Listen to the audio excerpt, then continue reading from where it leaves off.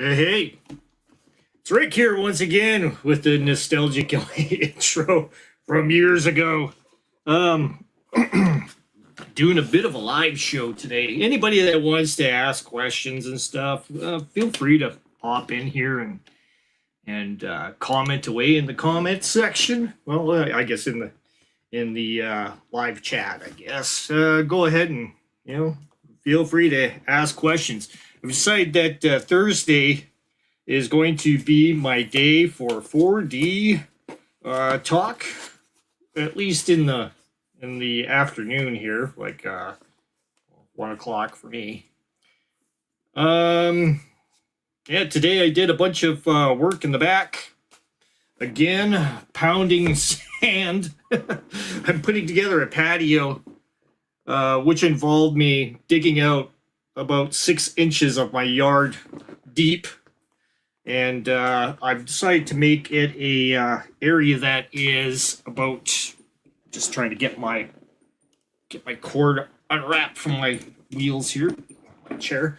So I dug 6 inches in, and it's like 12 feet wide by 16 feet long. It's like a huge area to put in a patio. So this is my what would I call it? My own pyramid. My own, basically a foundation for my patio stones. So they'll go in, they'll be all nice and even. So yeah, dug out 6 inches, added 4 inches of crush, road crush, pounded that all down with a tamper, like a 10 inch by 10 inch tamper. Dunk all the way along. That took hours and hours and hours. I didn't use a machine or anything. I dug it out with a shovel and everything. So I'm super proud. That's why I call it my pyramid. Building a pyramid. The pyramids of Giza in my backyard. You got to make sure it's all nice and level, right? So, yeah. So, yeah, did that this morning. Now I got my blocks that are supposed to be coming in tomorrow or the next day, whichever. I decide I have to figure out how much rest and relaxations my shoulders are going to need. Like, I'm 60 years old, so it's starting to get on me, Every time I do some sort of big project, it's like, it just kills me. So I try to just do like a 2-3 hours a day and then relax. Man, my arthritis has been the worst this year. It's been my worst year of arthritis, I can tell. This could become an old man whining about his his back and everything. We got Zonalar. Hey Zonalar, how's it going? Zonalar is cool. Guten Tag. And Zonalar is from Germany, which is where I'm from. I'm from a little town called Wörl, Germany, Wörlstadt. And I came over here in the 1960s, and I have a green card, a Canadian green card. So I'm a landed naturalized immigrant. But there's been some. I'm in Alberta, Canada, which a few of you guys might have heard from James's stream. And DM James was talking about Alberta separation. Well, I could tell you a lot about that going on. I can tell you the sentiments of people around here and stuff like that. It might not be an RPG topic, but a lot of real life things you can kind of build scenarios out of and turn them into RPG topics. Like, what would happen if a kingdom decided to go, a part of a kingdom decided to go independent and split off from the main kingdom? What could you derive off of that as a role playing mechanism for your game? It'd be a kind of an interesting situation. But as far as I see it, Alberta separation, I am, if there was a good deal Canadian-wise, I would say we would stay with Canada. But the numbers are not showing that. And in fact, let me see if I can present something here for you guys as well. Let me see. Go ahead and do a share. What the heck?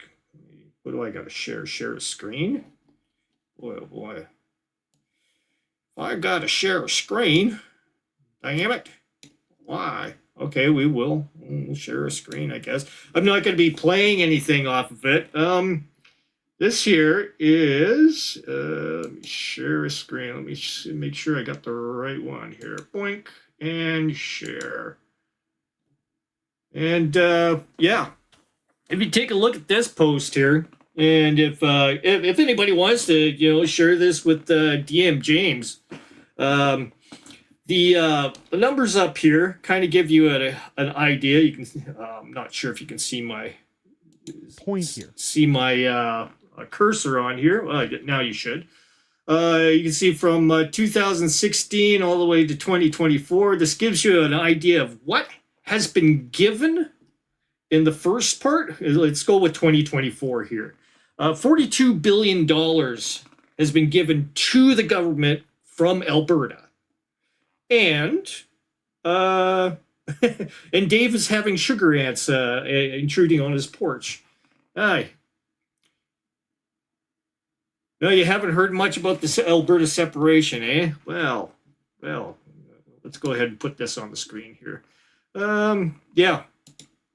But just to put the, brass tacks down for the numbers here, back in 2024, we gave $42 billion to the government. Yep, big lump sum. And the government gave us back $8.8 billion. But those are small potatoes numbers when you go ahead and you look at the actual full-on statistics of... up. Let's go ahead and clear that so up. when people here say you wouldn't... You probably might hear that or not. I'm not sure. I don't want to go ahead and, But well, our entire revenue for just our province just last year was $113.9 billion. Now is that something to separate and keep in your province? Like a lot of people are complaining, oh, what about health care and all this other stuff that you get from, well, Alberta's set up a little bit different. And Alberta also has its own plan for retirement as well. So you go ahead and put money into the retirement plan and, it comes in. Okay, it's good to know that you can hear what's going on. So if I got something like a role-playing game, thing going on here, I can go ahead and show that to you guys too as well. But these are just the numbers here, and I'm saying, well, if we're saving ourselves, like literally, half this number, it's crazy. It's just crazy. Why should we stay in Canada if we can make way more money being on our own and spending that access in our own area? Right now, we're being totally neglected as far like our healthcare in our province is abysmal. It used to be okay when I first moved here 8 years ago. 9 years ago now. It used to be really good, but healthcare has gone down drastically. In fact, I would be very hesitant to go into our brand new hospital right now. Cyberpunk? could be.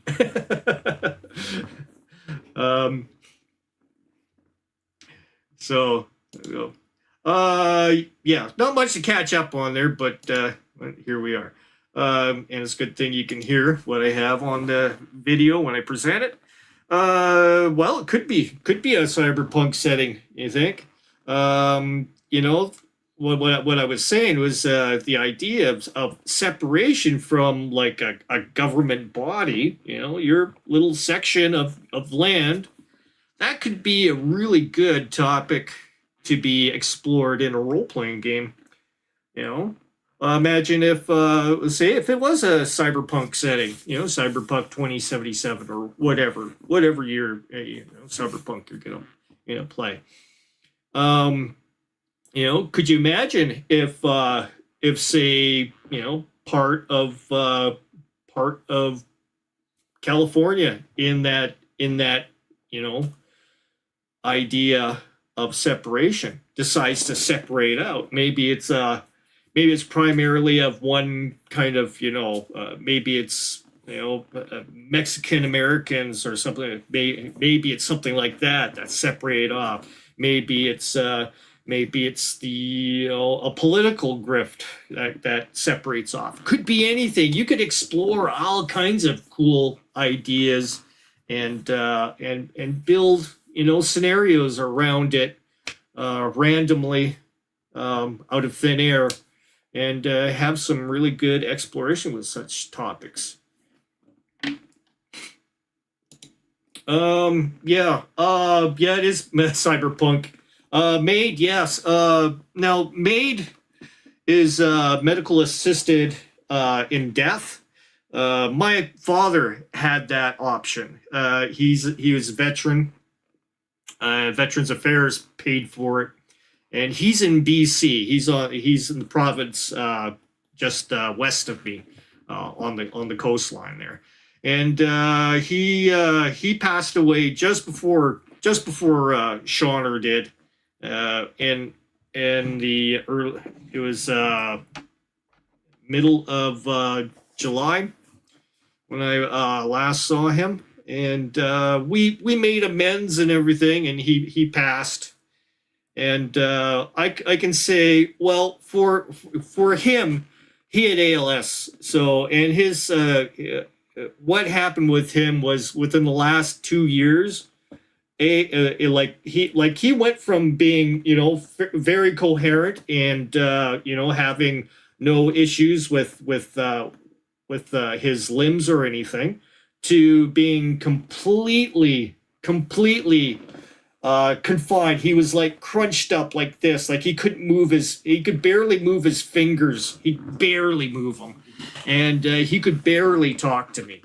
But I mean, we had a good talk, and all was basically we just buried the hatchet, as me and my dad didn't really have a really good relationship after a falling out around the mid about 2010 or so. I kind of just left him, and we decided that we were eventually going to go ahead and move to Alberta, because our kids had moved up here, and they were having kids, so we decided to move up here as well.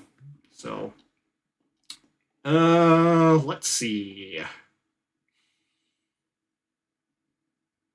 But the MAID, it's great for something like that. I mean, even I wouldn't want to live like that myself. I mean, that's crazy. So maid servants, I mean, it's got its purpose. I mean, it could be abused just the same as abortions and stuff like that. Aborting babies, that could be abused as well. Same thing with maids. So there's got to be some kind of I'd say at least have some safeguards so that people don't start abusing shit. Yeah, that's a thing for the trade ports and stuff like that. But if I know the U.S. is kind of eyeing our territory as well, and when they see 113.9 billion there, it's kind of that's cha-ching to what they see, right? So. I mean, do we join the states? I'm not a big fan of that, but if it's to give us access to ports, it might have to do, or there has to be some sort of thing to for us to make it work. But it's likely if Alberta leaves, BC is kind of it's on that edge that they may decide to as well. But it's more likely in Saskatchewan and Manitoba, I would say.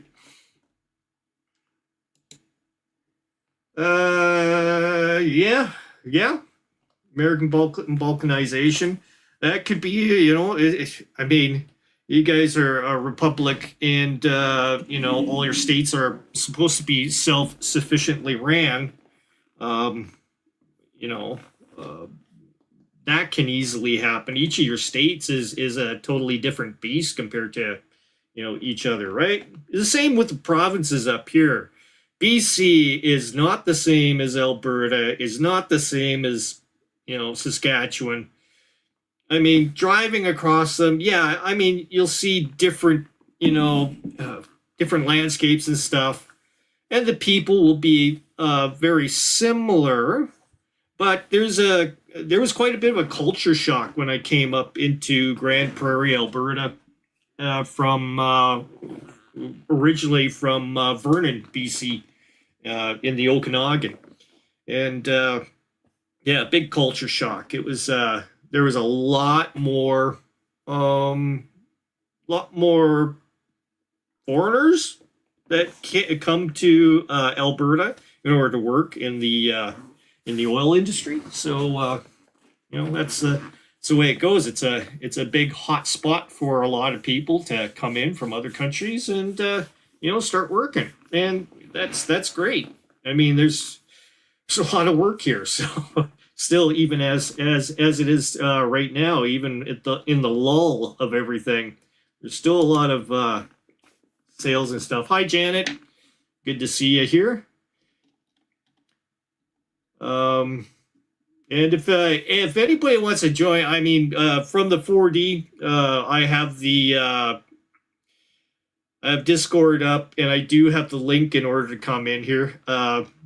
Right now, it's only open to anybody that's in the 4D stratosphere that wants to come in and ask, come in and participate.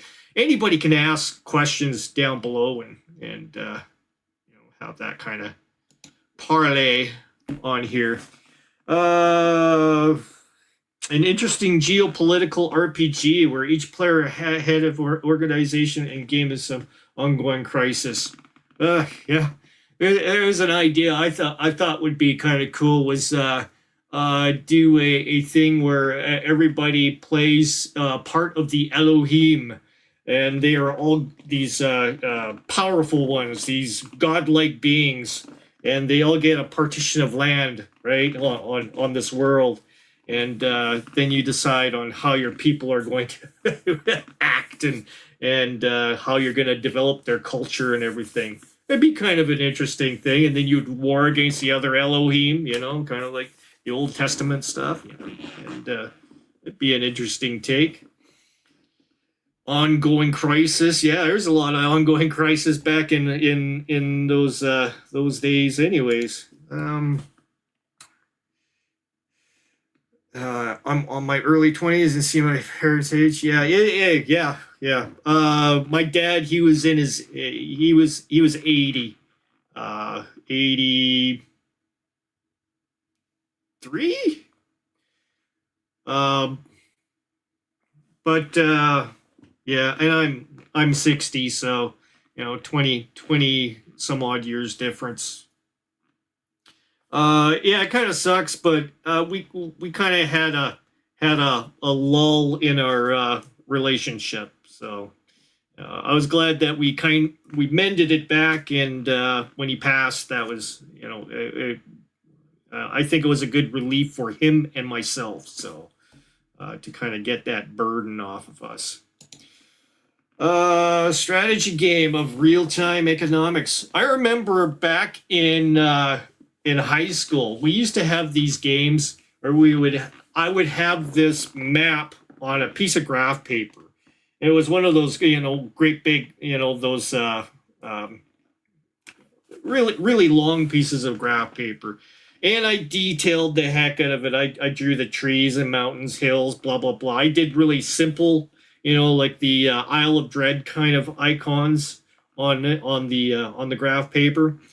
And then I had each of my school friends play a particular character from each of the region, and then I would give them a map of their very own spot. So I give them basically a piece of graph paper with their area already detailed on it. So they could go ahead and send, resources to go explore other areas. And it made a really good kind of artisan kind of style game, like back in the day.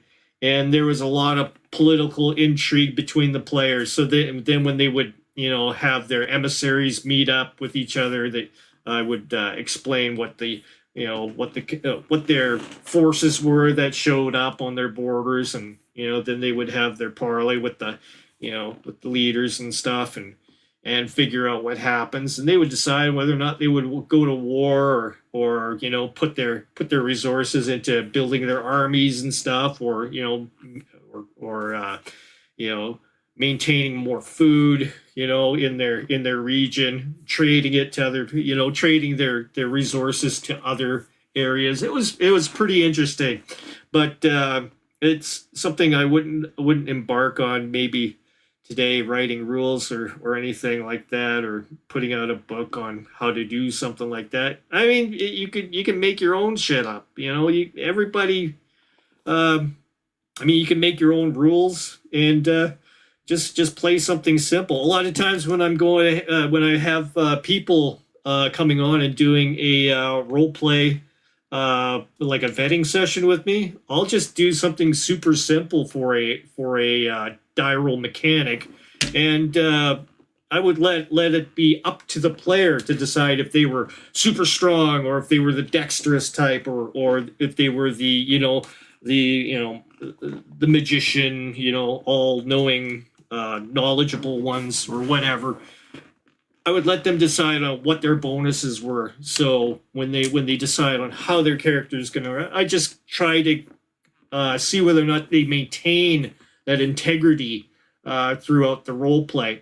And pretty much everybody that I've had going through the vetting system has done very well with that. Everybody that has gone through the 40, the Discord channel, that I have vetted, have been done very, very well, very well. I just keep an eye on how they say things, in how they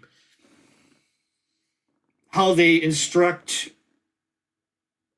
how their action's going to go. So if they want to, say, for example, open a door, I would listen to them to hear how they were going to open the door. They would say something like, I approach the door and grab onto the handle and turn it, and see whether or not it is locked, instead of asking me whether or not it's locked or not, or all the back and forth questions.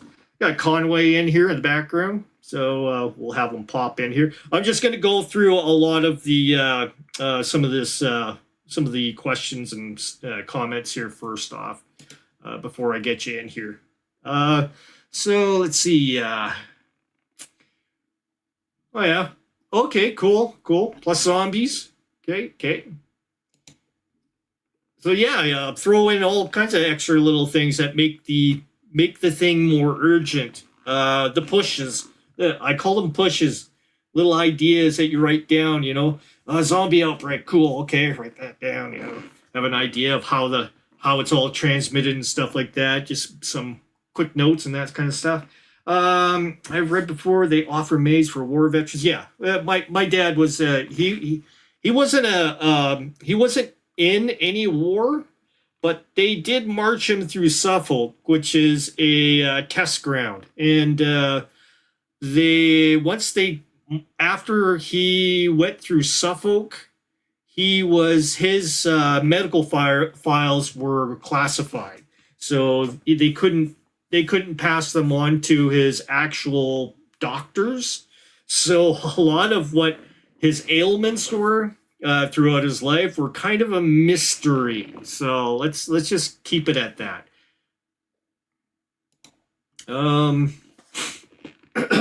No growth. You don't want any growth in Montana.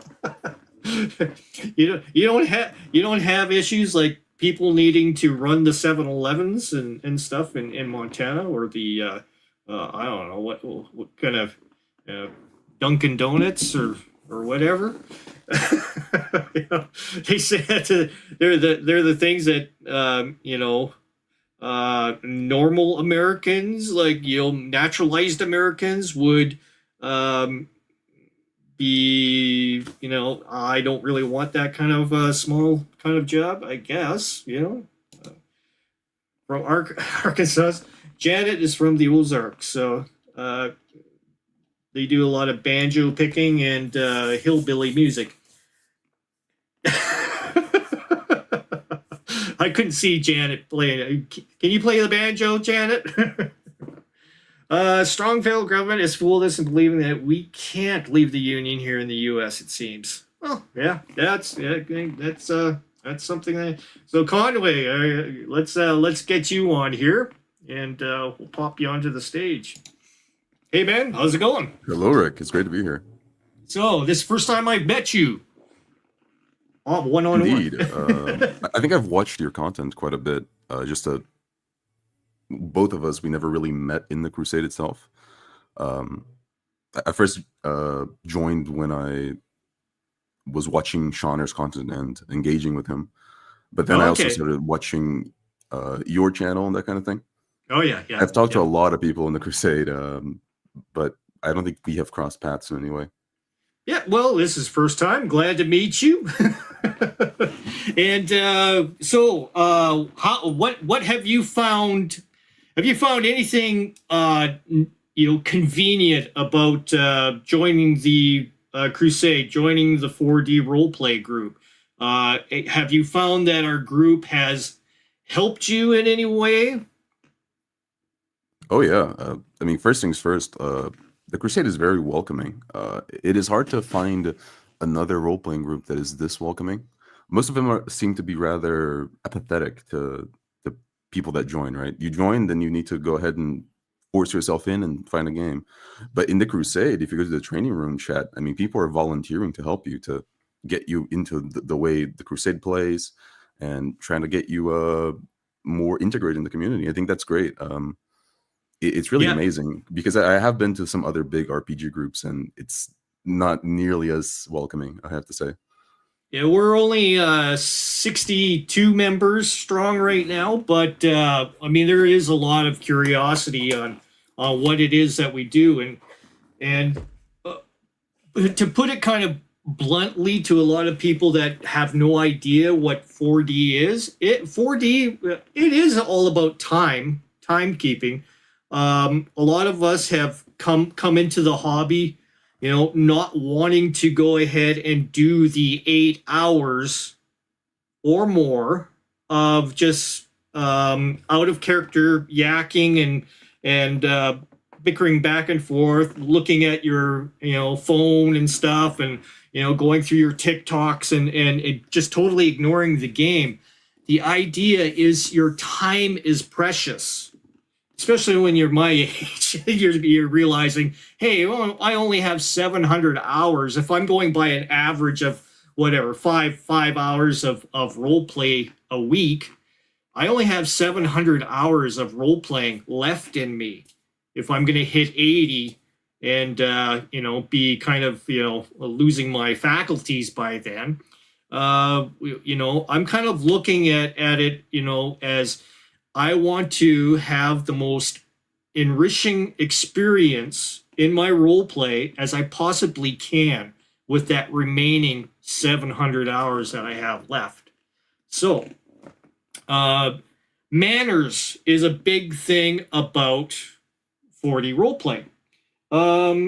And manners meaning when it's not your turn, you stand back and you basically give a talking stick to the person that's it is basically the analogy of what we're doing. The talking stick goes to the person that is currently in the game doing his action. He does his action and then throws the ball to the next person or the whatever talking stage. In our case, we just announce who's next in the game for the online games that you see broadcasted. For something that I would do, and I'm going to be doing games myself coming up in like next week, Wednesday. Wednesdays I will be coordinating games over at Strange Ideas, which is our local game store up here in Grand Prairie. It's ran by Kevin Strange, who his last name is Strange. And, I've donated I had a table in behind here. It was a massive role-playing table. It had an embedded 40-inch screen in it from a kiosk. So I used to work for Mark's Workwear, and which is a big retailer up here. And they had a pair of these kiosks which they were phasing out, and instead of paying all the money to send the two screens to these screens were super heavy, like super heavy duty built screens, man. I took that. They allowed me to take one of the screens. The other one was broken, so we junked it. But they said, yeah, give them the screen. So I got the screen. I embedded it in the table, so it was fully embedded flat on the table. It's got a really hard, durable surface. It's meant to be like a McDonald's kiosk where you go ahead and touch things on it and make your order, instead of going to the actual counter attendant and doing your order. Well, this is one of those kiosk screens, and man, oh man, it was a feat to get that thing torn apart and shipped over, because I don't use I've changed since I built that thing as a role player. Like, I used to go ahead and use the virtual tabletops and stuff like that before, but now I don't do it. Yeah. It's all theater of the mind now. So why do I need this big table, right? With the screen. So I donated that only because, now get this, you see all the guitars and stuff behind me. I'm not too sure if you can see. I know that you have a baground of musical production. And behind me I have some of my PA stuff. Well, our bass player passed away about 3 weeks ago, and he's the same age as me. And so all our stuff was PA equipment. Like, we have enough PA equipment to do a massive show if we really wanted to. So I have half of it down here, and I needed the room, so I had to get rid of the table because it was taking up most of my room here. And I think that I am on the opposite end of the spectrum, where I have quite a lot of free time. Well, I used to, I suppose, because now I'm starting with the university. Quite a lot of free time, but not a lot of expendable income. And I would say that 4D is even better in that circumstance as well. Because I have been there before during high school, where I was running like 8-hour-long Pathfinder sessions, and that was a crawl. I was like pulling teeth. Wow. But now that we're doing 4D, I mean, we can run what would take a whole campaign in just 2 hours. Exactly. The fat off. Exactly. Can you imagine doing what you have done in 8 hours in 2 or less? I think you can do it in 30 minutes. Yeah. Let's see. Yeah. Dave was saying here his mother died at 53. That's young. Oh my gosh. Let's see. She I've seen the games that you've been on with Bruce. That is not my style at all. I kind of call it monster bowling. You may have heard a reference on Shauna's stream. I call it monster bowling. To me, with all the miniatures and everything, and don't get me wrong, I love miniatures and everything, Janet, and all that stuff. But I'm more of the interaction between the players, and all the players being focused on the game. So it's to me, to have somebody else doing something else being distracting, I can't do. I just don't have the tolerance for that anymore. And Yeah, I think that that is where the richness of the world can be found, because if the game master is the only person introducing elements to the game, then it will be limited to what the game master can introduce. But you actually have exactly, multiple people that can all contribute to the mind space of the game. That is one of exactly, the most interesting ways to do it, because I see myself mostly as a game master. I identify myself for that type of role. And when I started playing 4D, it was eye-opening, because out of nowhere now, I was exploring my world much like the players were. Since the players too introduce new concepts, they too make interesting changes to my world, and I get to react to them. And I think that that is very exactly. fun for a GM. And yeah, it becomes more exploratory for yourself as well. Like I've done a video just recently on how to do your own improv, and a lot of it, and I'll kind of go over it a little bit here. You just get yourself a book, you write yourself down different regions: desert, forest, plains, whatever, a descriptor for an environment. It could be a castle. Okay. Then I would write down little things about the castle. What would you find in a castle? Well, you'd find maybe a drawbridge, a gate, parapets, towers, dungeon, the main hall, let's see, the stables, that sort of stuff. So you would write all this stuff down, so you would have it, written before you. So you have you would open up the page for castle, and you would have instinctively things to grab off and roll off your tongue. For me, I have a hard time trying to remember stuff. Like, for instance, when I was thinking about stable, I was saying the place there where horses are kept, blah blah blah. It's all going through my mind. So instead of having to go through that, what is the name for that? No, stable. Okay, so I have that written down on the sheet. It makes my improv a lot more easier that way. So just kind of, if nobody's seen it, watch that video. It was probably a few weeks back when I posted that one. But it's basically just make yourself an improv book, and you can use it forever, over and over and over again. You don't have to buy stuff, or you just go ahead and go online, use a AI or something, like use the free one, area off of or Aria off of Opera is a good one that I use. So I just ask a question in Opera. I might even have a question in here for Opera that I have written. See if it's in here. No, it looks like it's refreshed it on my thing here. Oh yeah, prepping your improv is a good idea, especially if you want to pass a specific theme or tone within your setting, because then you will be having adjectives and words that help pass that feeling. I think it can indeed help. Yeah, once you get, I mean, it's a good thing to have that book for the once you get, your brain starts getting into it. You don't need the book anymore, for referencing.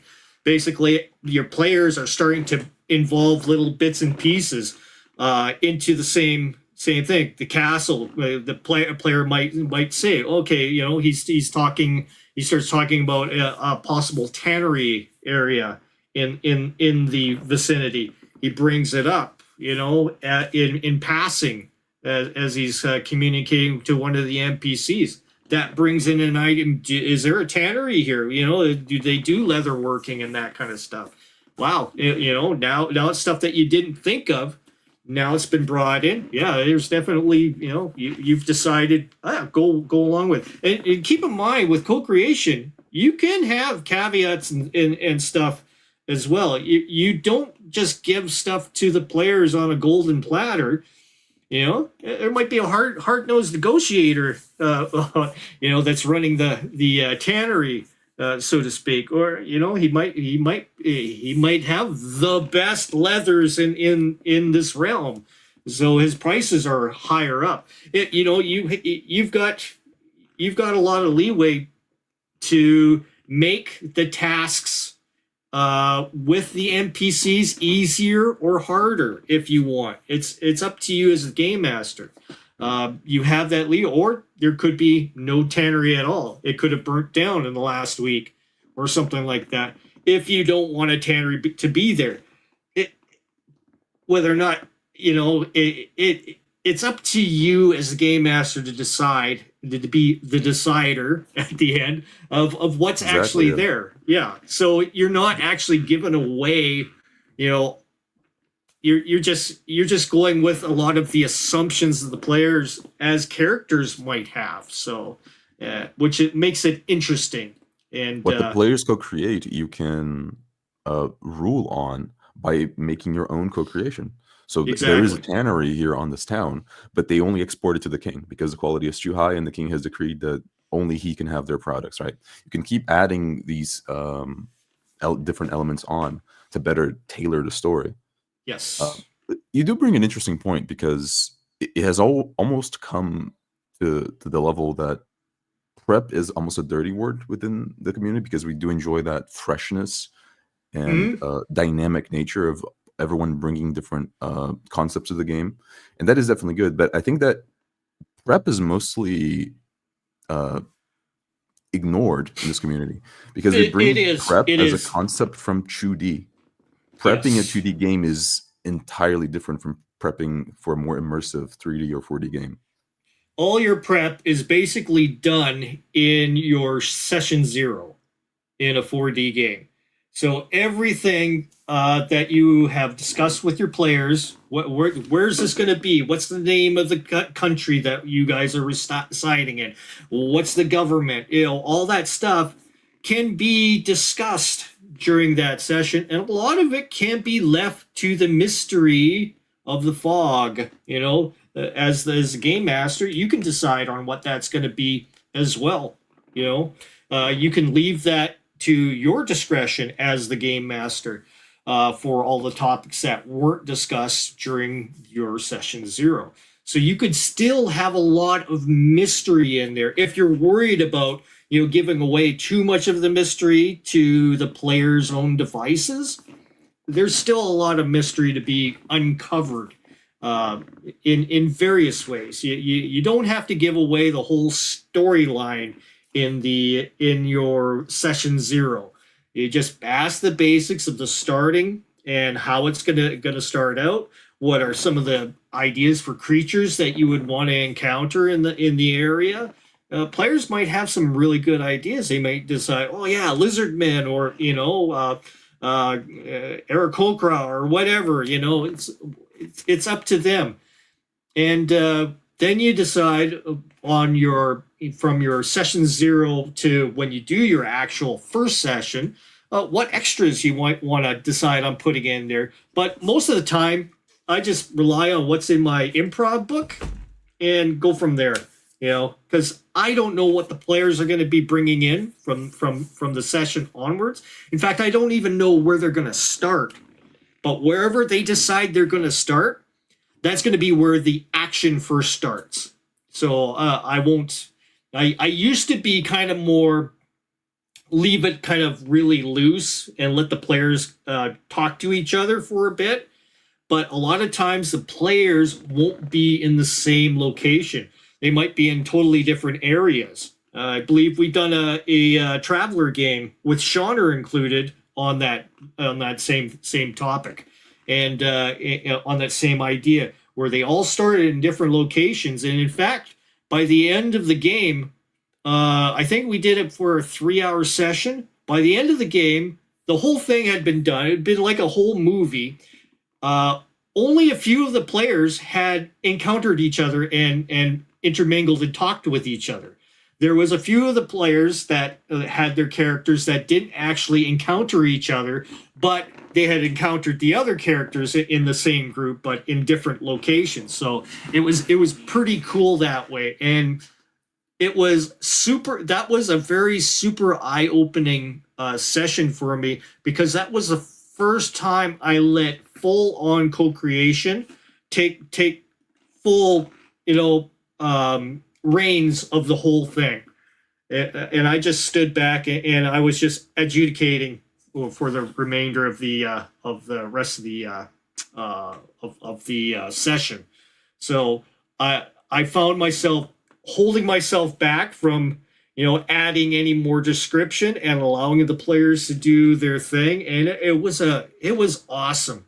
I didn't feel any stress in that game whatsoever, and it was I just, if I had any misgivings to co-creation, I used to be an anti-co-creation kind of guy. Believe me, I used to be the guy that said, no, I think, giving players this kind of power is would be too much.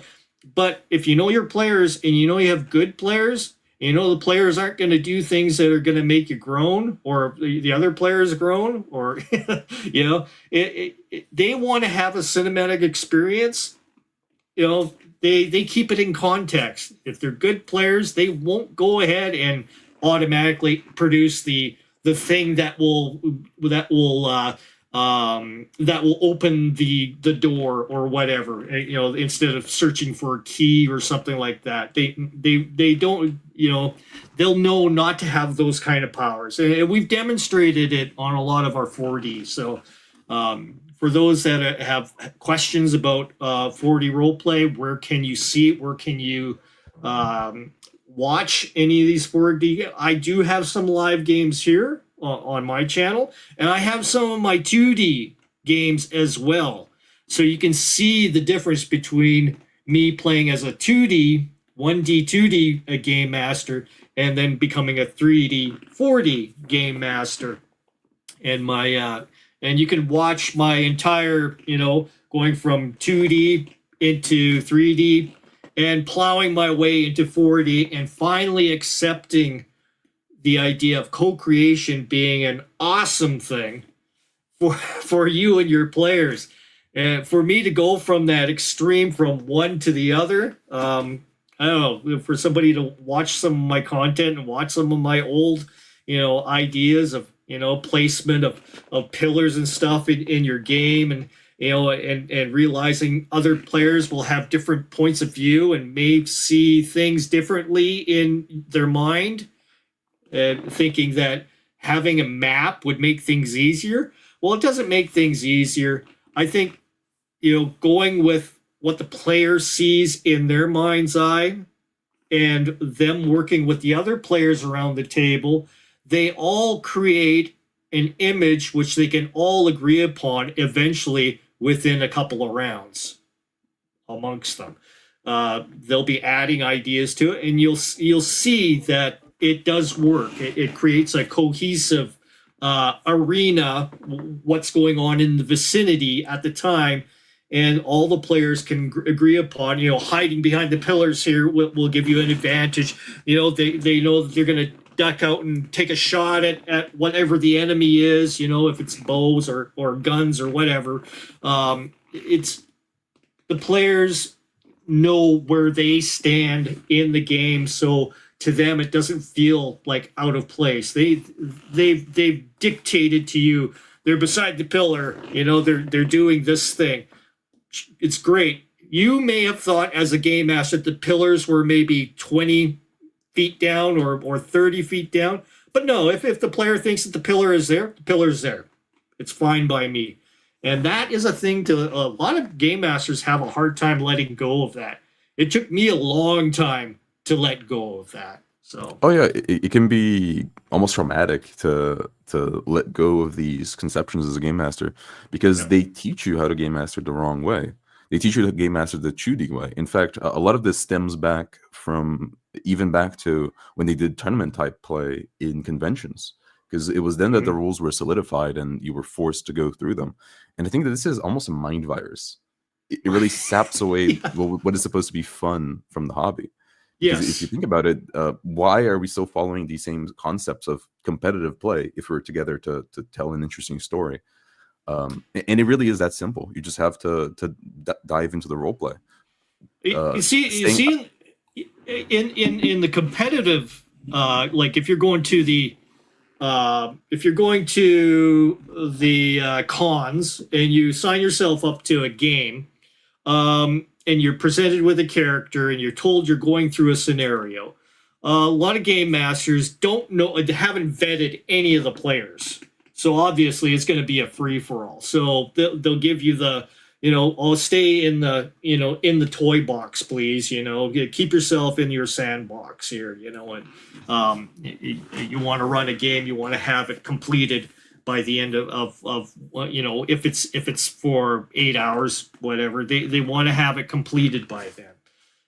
But when you discover the power of co-creation, and you can trust the players, you vet them, and that that you can trust that they're not going to do stupid stuff, then it opens up to this freaking epic that can unfold before you that not even you had anticipated as the game master, and it unfurls in different ways that are it's beautiful to see it happen, and it feels so good at the end of the game to know that you have basically created something out of nothing.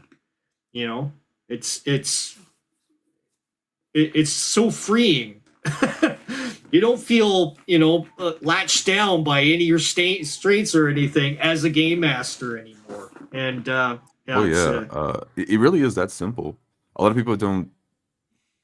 When I bring up the 4D way of play to different communities, a lot of people, they will even say, "Oh no, my game, we always stay in character." And then you go watch their games, and there's like a 40 minutes dispute over the rules, and then they get back in character for 1 minute, and then there's another 30 minutes. It really is that simple. If you can stay fully in character for a whole session, then your story will just pop out as if it were. It really is that almost a magical experience. The story will come to you in one-to-one time. This is another interesting concept, one-to-one time, where the time it took for you to describe something is the time that you would see a scene have that happen. And that is really interesting as well. If you will employ both full character immersion, where you only speak as your character would do, and you have one-to-one time, then you can literally play through a movie. 2 hours, you'll play through an entire movie. And it is insane how it seems out today, almost in the D&D sphere at least, the most common way to play is the campaign, where you're getting together in a 4-hour session for 10 sessions, 20, 30, 40, 50. It's insane. What kind of story can you convey in 200 hours of play? I mean, if you trim the fat, and like for every 30 minutes you have 1 minute of actual role play, then you can do that in 4 hours. You can do that in 4 to 6 hours. You can do that in 3 sessions. And I think that this is why this community enjoys one-shots so much, or at least games with a smaller number of games, because you can actually progress through a story as if it were either a movie or a trilogy of movies. It is incredible. You can tell a very compelling story in a very short amount of time. I ran a game for Zonalar and Nicholas. It was a Warhammer 40k game, Dark Heresy. They were entirely new to the system. The two of them were not too familiar with the Warhammer 40k setting. And in 2 hours, I mean, it wasn't even 2 hours. It was 1 hour 50 if you cut out like a little break we had. We actually went through an entire movie. And in the session 0, we talked about how we wanted this to be it would be akin to 80s action flicks, namely The Predator, right? Cool. Because the Predator has the cool, interesting fact that it's an action movie, and then it gets broken up by a horror movie, right? And I think that fits Warhammer 40k way too well, if you know the setting. Yep. And that's what we played. I mean, in 1 hour 50, we had like so many interesting scenes, and the players leaped in and they brought their own contributions to the game. It really was rather fun, I have to say. Awesome.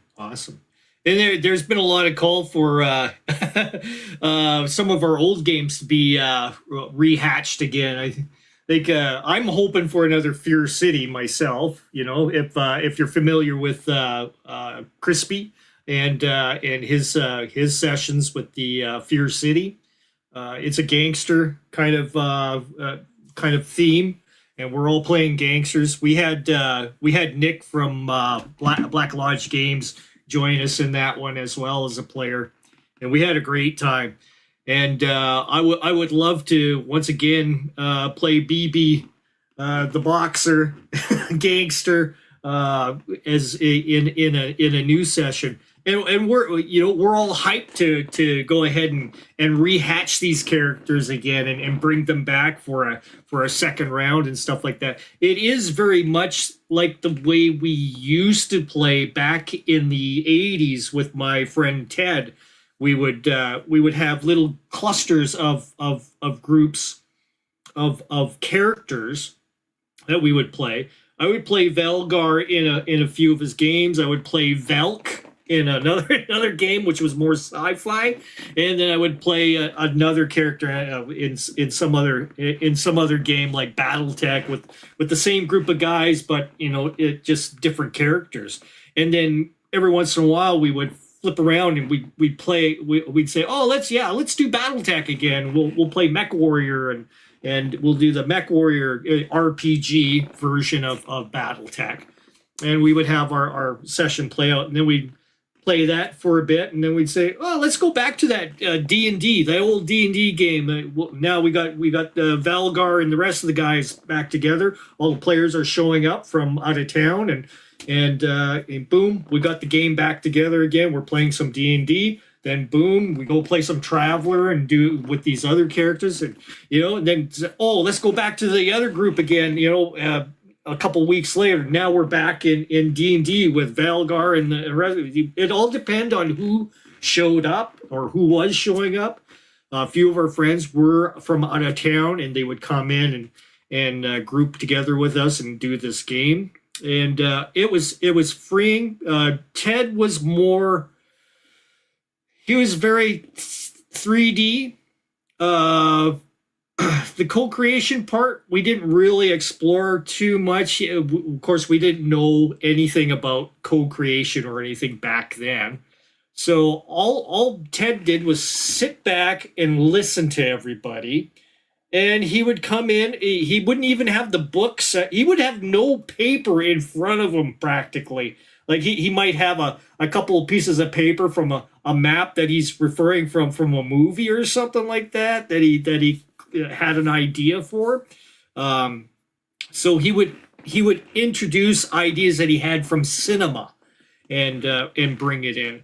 And that I was like, how does he do this? How does he improv like this? It was always a big question to me, and I've finally been able to crack it by following Shauner's advice and of course Abe's advice as well. Abe was a big factor, even though he doesn't associate with me or any of the 4D guys anymore. But Abe was a big factor in bringing this to light as an actual let's play on video. So his games were one of the first of the emerging 4D games that were popping up. So if you talking about games is his channel. So if I don't think I have a link or anything, but if you look for talking about games, you'll find Abe on YouTube there, and you can see some of my games with Flame Zombie. I don't think I played any games with Crispy with Abe, but Abe was very instrumental in getting visual confirmation on how this game was being performed. Back when I first was talking role playing with Shauner, I had no idea what I had some inkling of what he's talking about. But to get there, I didn't have a physical representation of how this game was performing in order for me to know how to conduct the game myself.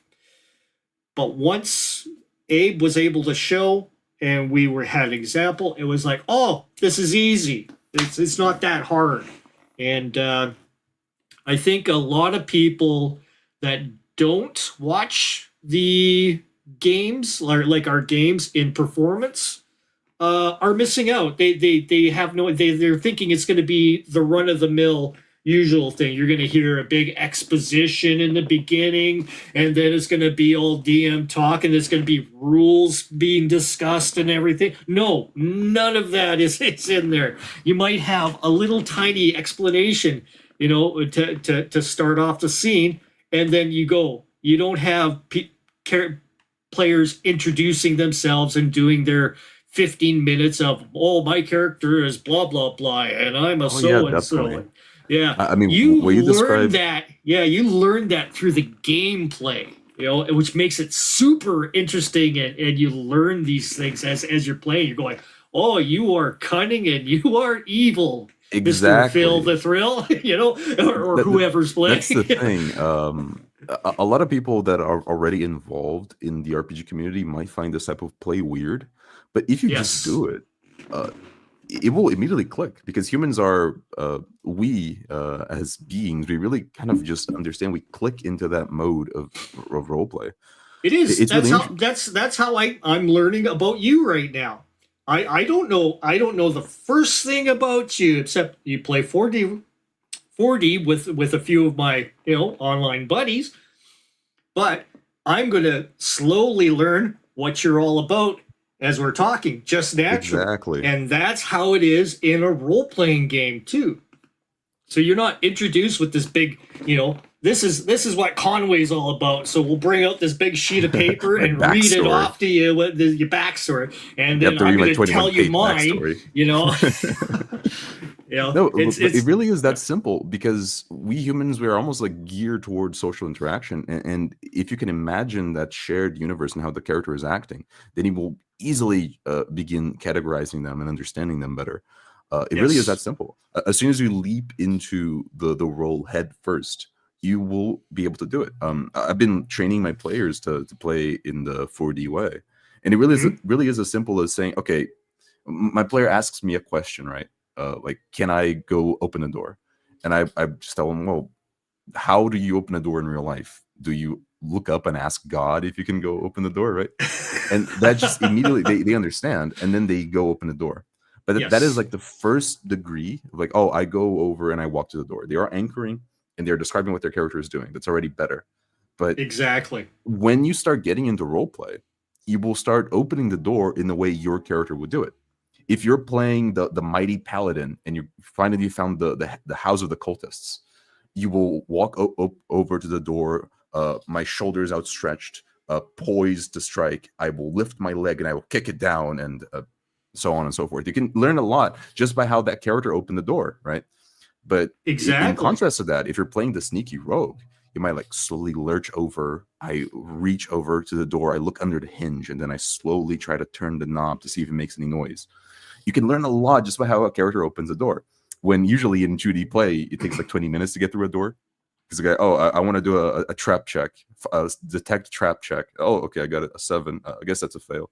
And then the wizard comes, oh, I'm going to cast detect magic on the door, and like 20 minutes pass easily there with the players trying to break through the door. Yeah. When you can have so much richness by describing how your character would deal with the door, and not focusing on the rules of the game. Exactly. I had something pop into my head, and now it just runs away. That's the wonder of old age. How many of the 4D players have you played with so far? You said Zonalar and Zonalar, Nick, Yekrep, Mr. Max. Zonalar is running a 5e game, and I'm playing on that game with all of those players. I think only those so far, actually. I've been very insular in the community. You will find that every 4D game master will have their own style. So you'll see that in the way some of the players play with those game masters, how the interactions work, and that's interesting to see too. I like a lot of with Crispy's game mastering, it's to me it's a cool thing, cool stuff that he does. His anchoring is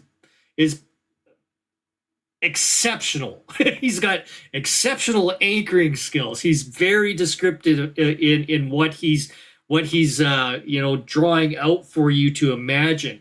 And even as a player, he is very descriptive in how he does it. He doesn't go overboard or anything like that. He's learned to tame himself back through these years, and he and all of our 4D players are always looking at how they're doing this and criticizing themselves so that they can become better at it too, which is a cool thing. You don't have that in other game communities. It's kind of like, well, this is the status quo and this is the way we stick it out. We play. Oh yeah, this is the defining factor of the Crusade from what I've seen. I love this because this is an element of seeking the truth, right? We all want to seek the best possible way to do it. There are no sacred cows in this community. We put self-improvement in a pedestal. Exactly. And, you don't need to be a perfect game master. You just need to be a game master that is willing to improve, a player that is willing to improve. How can I do this better? How can I do that better? And over time, I mean, you have people that play 2D for like 30 years, and you watch their games, and wow, it's like pulling teeth, right? Yeah. But you don't need to have the mentality that you're the best game master ever. You just need to have the mentality that you will improve slowly, bit by bit. This session will be slightly better than the previous one, and so on. And I think that's integral to being part of a hobby. If you're part of a hobby, then you want to improve, right? It's insane to me that so many members of the RPG sphere are not really willing to improve in any way. Yeah. One of the interesting things I've seen lately is Crispy's talk about Mark. What's it? Well, not Mark. Mercer. His game. So we had that Mercer game that he showed on. I watched the whole stream, where it took it for the entire group to just do one action all the way around. I think it was how many players were in there? Was there 8 or was there 6? It was like 8. Yeah, 8 characters, players. It took them an hour to get through one turn. Whatever, 10 seconds. Wow. 10 seconds. It's actually 6 seconds in 5e. 6 seconds? Okay. Yeah. Okay. So 6 seconds of game time takes an hour, and this is from one of the greats. Yeah. Of and D&D. That's the thing that's even disproportionate, because if you look at the turn, one of the players took his turn in like 12 seconds. Yeah. Yeah. There was that one player. He was doing good. Yeah. Yep. And then the rest, like if you divide it, like it took each one like at least 8 minutes to take their turn. That's insane to me. Yeah, a lot of it was a lot of crosstalk or players jumping into the character's turn and derailing what the player, throwing the player off on what he was going to do for that turn. And you don't do that in 4D. It's something that's not allowed. It's kind of frowned upon. We teach everybody to be more restraint in their being. I don't mind. Critical Role was poised to be like a show, right? Like an actual TV show, something that you would watch. And from the comments, you can really tell that this is what the people want. They want this sort of almost like sitting by the table with friends experience. Yes. And I think that's such a pity. You know why? What you were talking about your group and how people have their rosters of characters. Then you slot them into games. That is just so beautiful. That is actually the main strength of the hobby. You get to live 1,000 lives, right? Exactly. Yeah. Not a single other medium can offer you that level of immersion and that level of actually feeling like you're there, right? No matter how good graphics in video games get, no matter how immersive these things get, RPGs are the only thing you can do it. In fact, when I started playing RPGs, they became my main hobby because it was just the only thing that was as stimulating to the brain, right? So that's the thing. That is like the core, beautiful strength of the hobby, and then people are perverting it to actually play something else, just to sit at a table with friends and roll some dice. And Yeah. I think that Yeah. is why the 2D way of play is so strange to me. It's like Yeah. it's like if you're eating chocolate, but you can only eat it by rolling it in the dirt, you know? And for those that are still not knowing what the 4D methods are, you do still have that chat. Before the game starts, you can yak to each other and talk about what the latest video was or whatever, or that movie, that cool movie, and we're yakking about that. But once the game starts, no, you cut that off, play through your game, go through the session. At the end of the session ends, then we're back into yak mode and being friends, party, that sort of thing. Talk, about whatever. But during the game session, no, you should refine that to your role play. Keep it all in character. And Oh yeah. that is one of the rules of 4D, is to make sure that your time is being well managed for the game. So you can go through the round of characters, six players say that you have. They each start doing their turn, one after the other, adding to the scene, and then by the time they get to the end, it's been maybe 8-10 minutes. Yeah. And then we go around, we keep on going around, it keeps on going in a circle continuously. If you watch any of our streams, we always stop to discuss the game afterwards. But after discussing the game, and usually after we end the stream, we stay like for an hour or so, sometimes even more, just discussing, like, because you're friends, like you're all participating in this hobby together, right? And there is a lot of that. There is a lot of actually meeting cool new people in the hobby as well. It's just that the focus of the role play is the role play, and then afterwards you get to talk. Imagine like if your hobby is football, I suppose you'd call it soccer for a more North American audience. If the focus of your hobby is soccer, then imagine like stopping the match every like 3 minutes to discuss what just happened. Mm-hmm. Why would you do that? That match would take hours to go through, right?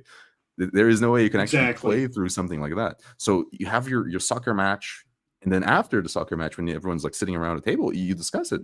Oh, it was so cool when you kicked that ball, that kind of thing. Yep. That is like the better way to do it, in my opinion. You're still getting to meet your friends like every week and have fun conversation with them, and you catch up to them, which is normal human nature of wanting those social interactions. But it is done after or perhaps before the actual allotted time of role play that you have, because everyone put out they separated this little chunk of time that they have in their busy weeks just to be able to be there, right? So you want to get as much of the juicy role play possible. Exactly.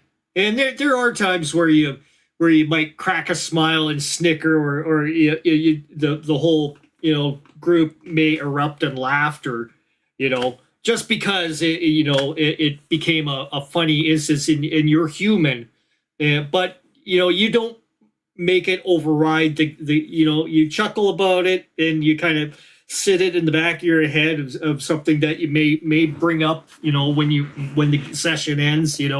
That was super funny when you did this, man. I just I had a tear in my eye for the rest of the game session. I had to stifle myself a few times, right? There's been a couple of times where I've had that as a player, especially in a couple of games with Phil. He just thinks that it just makes me laugh, and I just my heart goes, oh, this is so awesome that we're role playing this out, and this character of his does these quirky things that would drive my character crazy, but you play it out that way, and then at the end you're all, that's just the character he's playing, and you had a great time with it. And you do have to stifle your laugh maybe a few times, but as long as it's not disruptive or anything, like you can Oh yeah, continue that's a good around the point, table. because That's a good thing. in the Critical Role game we watched, it was absolutely disruptive. Every time Yes. someone rolled a natural 20, like it would, like 30 seconds would die there because people would literally like scream out their lungs, Yeah. You really don't want that to happen either. You can get excited and play, but it can never get disruptive to the table. That is a very good way to put it. Yeah, better internet. That is a that is a thing. If you're playing online with a 4D group, you definitely need a camera, okay? Because looking at each other on the screen, it can tell you a million things about how that character is. So your focus is going to be on the players, one after the other. So having a good camera, having good, a good mic, good internet connection really does help. If you're playing in person, you don't have to worry about that. Of course, just make sure it's you're in a group. You guys are together around a table, close. You don't have to be far. Be close and start role playing. Just start it off wherever it starts. Whatever the first character says. It's wherever he describes himself. That's where it begins. That's where he begins. It's up to the other players to decide, are they in the same room? Are they in the same, is it in a tavern? Are you all meeting at a tavern? Okay, if that's the case, this tavern's going up in flames or something's going to happen to it within the next, 10 minutes. Because, you could have that interaction going on and then suddenly things are happening. There's explosions. There's disturbance outside. There's suddenly big giant massive giant mall comes cracking through the beams above. Shit, giant, stuff like that. The gesticulation is very powerful as well. Yeah. And when you're saying stuff, on video, on your video camera, you get across a lot of what is going on in the scene just by your expressions. And the human brain is so geared towards noticing patterns in human faces that you actually see faces where they don't exist. Pareidolia, where you see like inanimate objects look like they have faces. Yeah. And of course, Jake's in the yeah. And let's see, I was doing many 4D elements in my play 30 some odd years ago. Biggest hurdle to me is how players can inject conditions into the scene. Now, that has to be discussed during your session 0 of how much the players can do. Now, in most cases, in my games, I do give them quite a bit of leniency. But what I say is anything that pertains to the NPC or the environment is usually under the control of the game master. So if you're a character that walks into a town, so your character walks into town, and like we say, perhaps he thinks that there's a tannery. That he can say, oh, I smell in the air the lingerings of a tannery nearby. Yes, definitely, or something like that. He could, espouse stuff, verbally, as his character is saying it, and that could be something that you could bring in, but.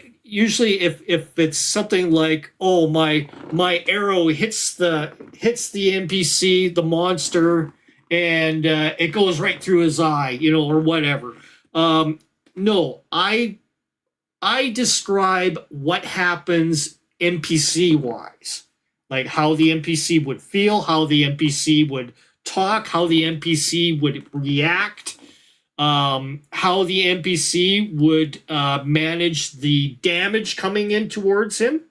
Those things are the NPC game master side. So you don't want the player dictating what the NPC does as the same as your game master shouldn't be doing the same to the player as well. Shouldn't be, manipulating the player, telling him these things. I would rather have the player explain how that 40 points of damage on his 50 hit point character does to him, and I leave it to the player to describe to me how that affected his character's body.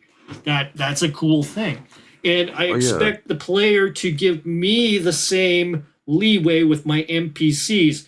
Yes, I know your arrow had hit my monster, but let me tell you how that damage looks. So I could describe, as the arrow goes into the monster's eye and he bellows, "Ah, curse you, human!" Whatever, that's, it adds to the story. I'm describing what the NPC as what has happened to the NPC. You describe the arrow goes to. You describe as a character where the arrow is aiming for, or what you were aiming for, or whatever, or what weapon you were using, and how you were slashing, or whatever. Go all hog wild in describing how you do that. But as far as the NPC side goes, let the game master do. That's usually how I conduct my games when I'm having a group together in 4D. So he's talking about, you need a high trust table. That's like the first most important thing, just in general. Even if you're playing 2D, you need a high trust table. A lot of drama comes from not having a high trust table. Doubly so for 4D, because in 4D you need a table where you can trust the players to add to the story with a more of an authorial role, right? That is pretty important. If the whole point of your game is that you're in a desert and you're like dying of thirst, then you can't just have the player, I see an oasis and I walk over to the oasis and I drink a big gulp of water. Like, no, that's that would be counterintuitive to the experience you want to have. Yeah, that would make everybody groan and go, "Oh, this would make a very good movie." If you're imagining this as a movie and suddenly, the cure for everything is right in front of us, or people would be kind of put out. This wouldn't be a good movie at all. So you have to keep that in mind. And yes, 4D players are always vetted. Always. You never have a 4D game with unvetted players. It will never happen. You can try. The purpose of the experience, the win state, if you'd like to put it like that, is being immersed in your role. Role play is the point of a role-playing game. That is the actual objective you want to achieve. You don't want to win at the scenario. That is secondary. Your character wants to win at the scenario. You, however, just want to embody that character, right? You win by role-playing. That is it.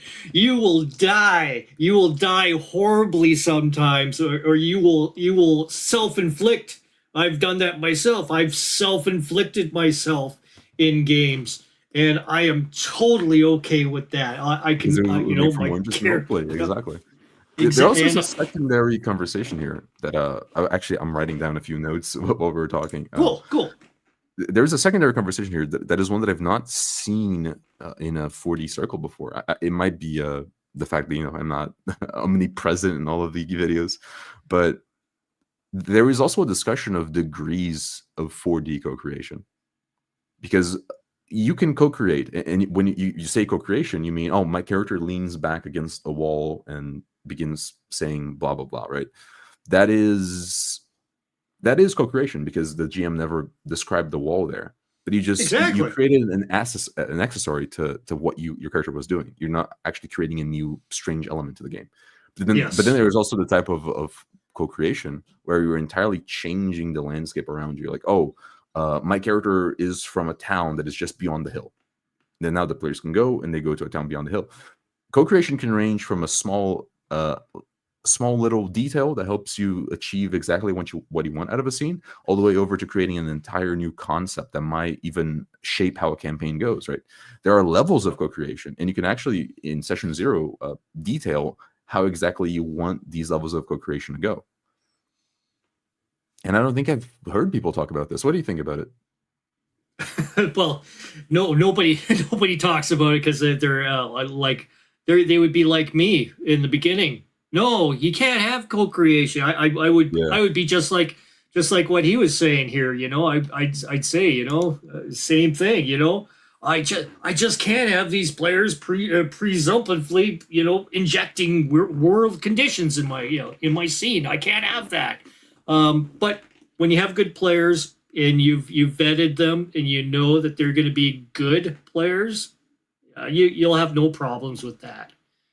Let's see what else we have here. Probably wouldn't ever use a screen table, but those things are cool. Now, there are some things that a virtual tabletop could be really good for.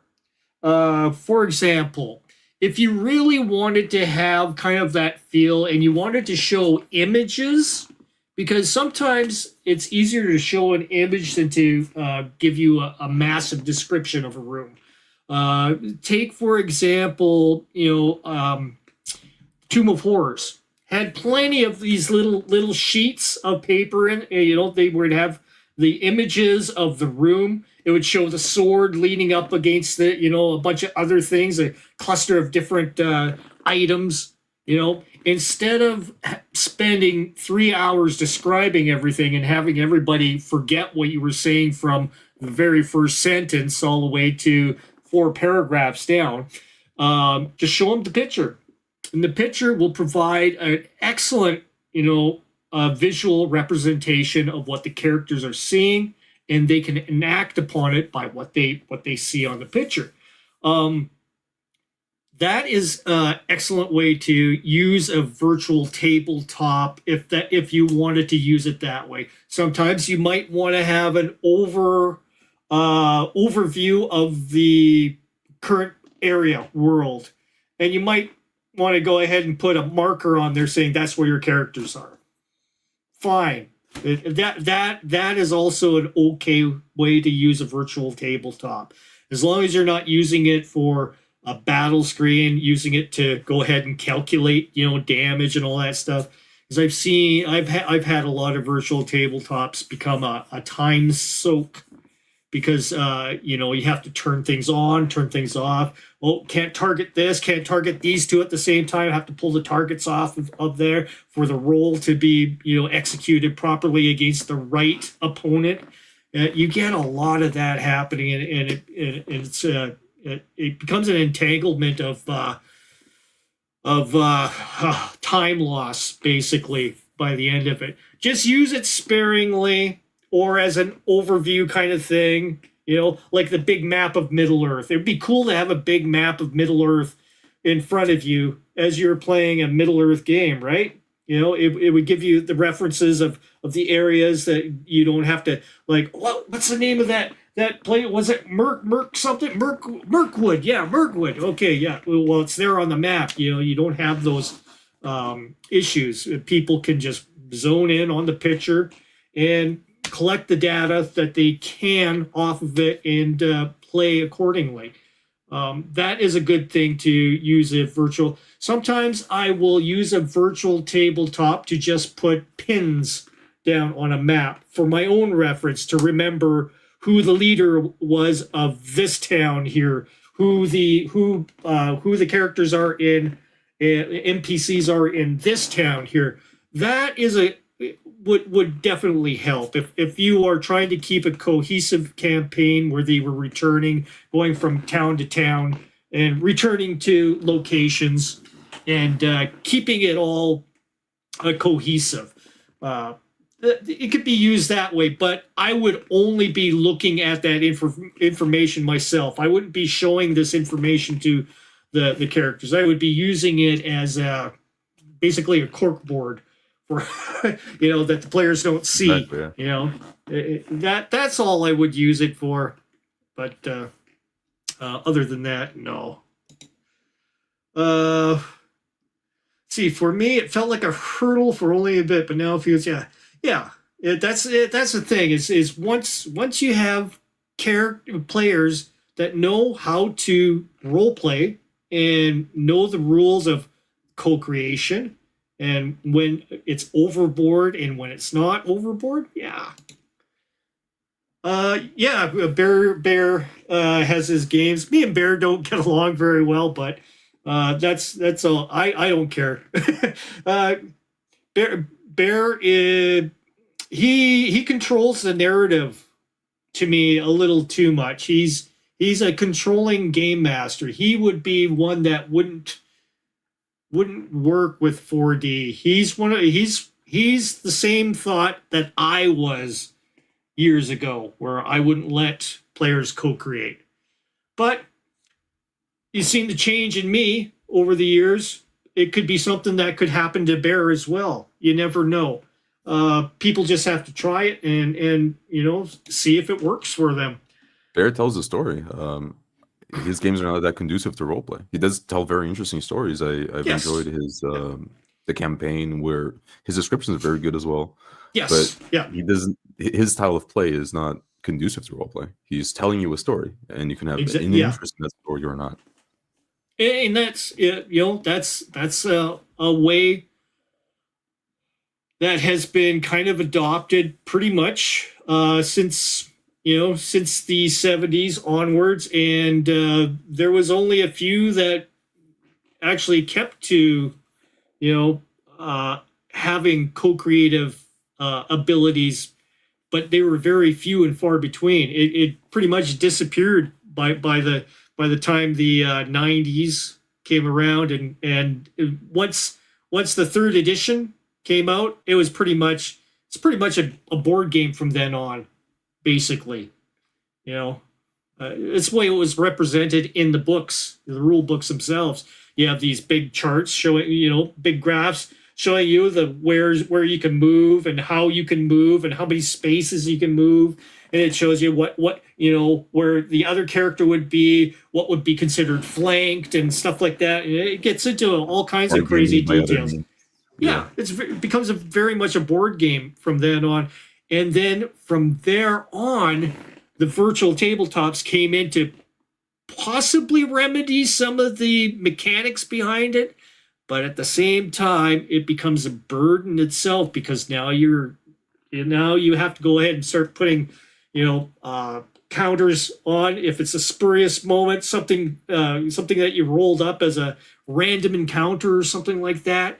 Now you have to put the giant in there and all his minions, and now you have to assign hit points to them. And now you have to bring the characters in to the scene on your map, and then by that While time, you're doing all of that, someone is not being able to connect to the virtual tabletop. Then you spend like 15 minutes like fixing that, and then the system crashes. Oh, it's awful. And his that's Bear's game Heroic. It's a derivative off of the Marvel system, the old Marvel face rip system. Oh, yeah, I watched one of those games. I think Jana was in it as well. I played a bit of face rip back in the day. To me, it felt a little weird always referring to this crazy chart. Hey, Nick? And is there one where the one guy was a smuggler? This is in reference to when you were talking about the game where the characters didn't even meet one another. Oh, yes. This guy was a smuggler. Let's see. Well, yeah. I'm not sure. Yeah, I think Crispy was representing a character with a bit of smuggling kind of stuff going on. He ended up becoming the hero of the story in that game. That was the thing. They discovered what was happening in the vast scope of what was going on the space station, and kind of figured out, with the help of other NPCs, discovering that there was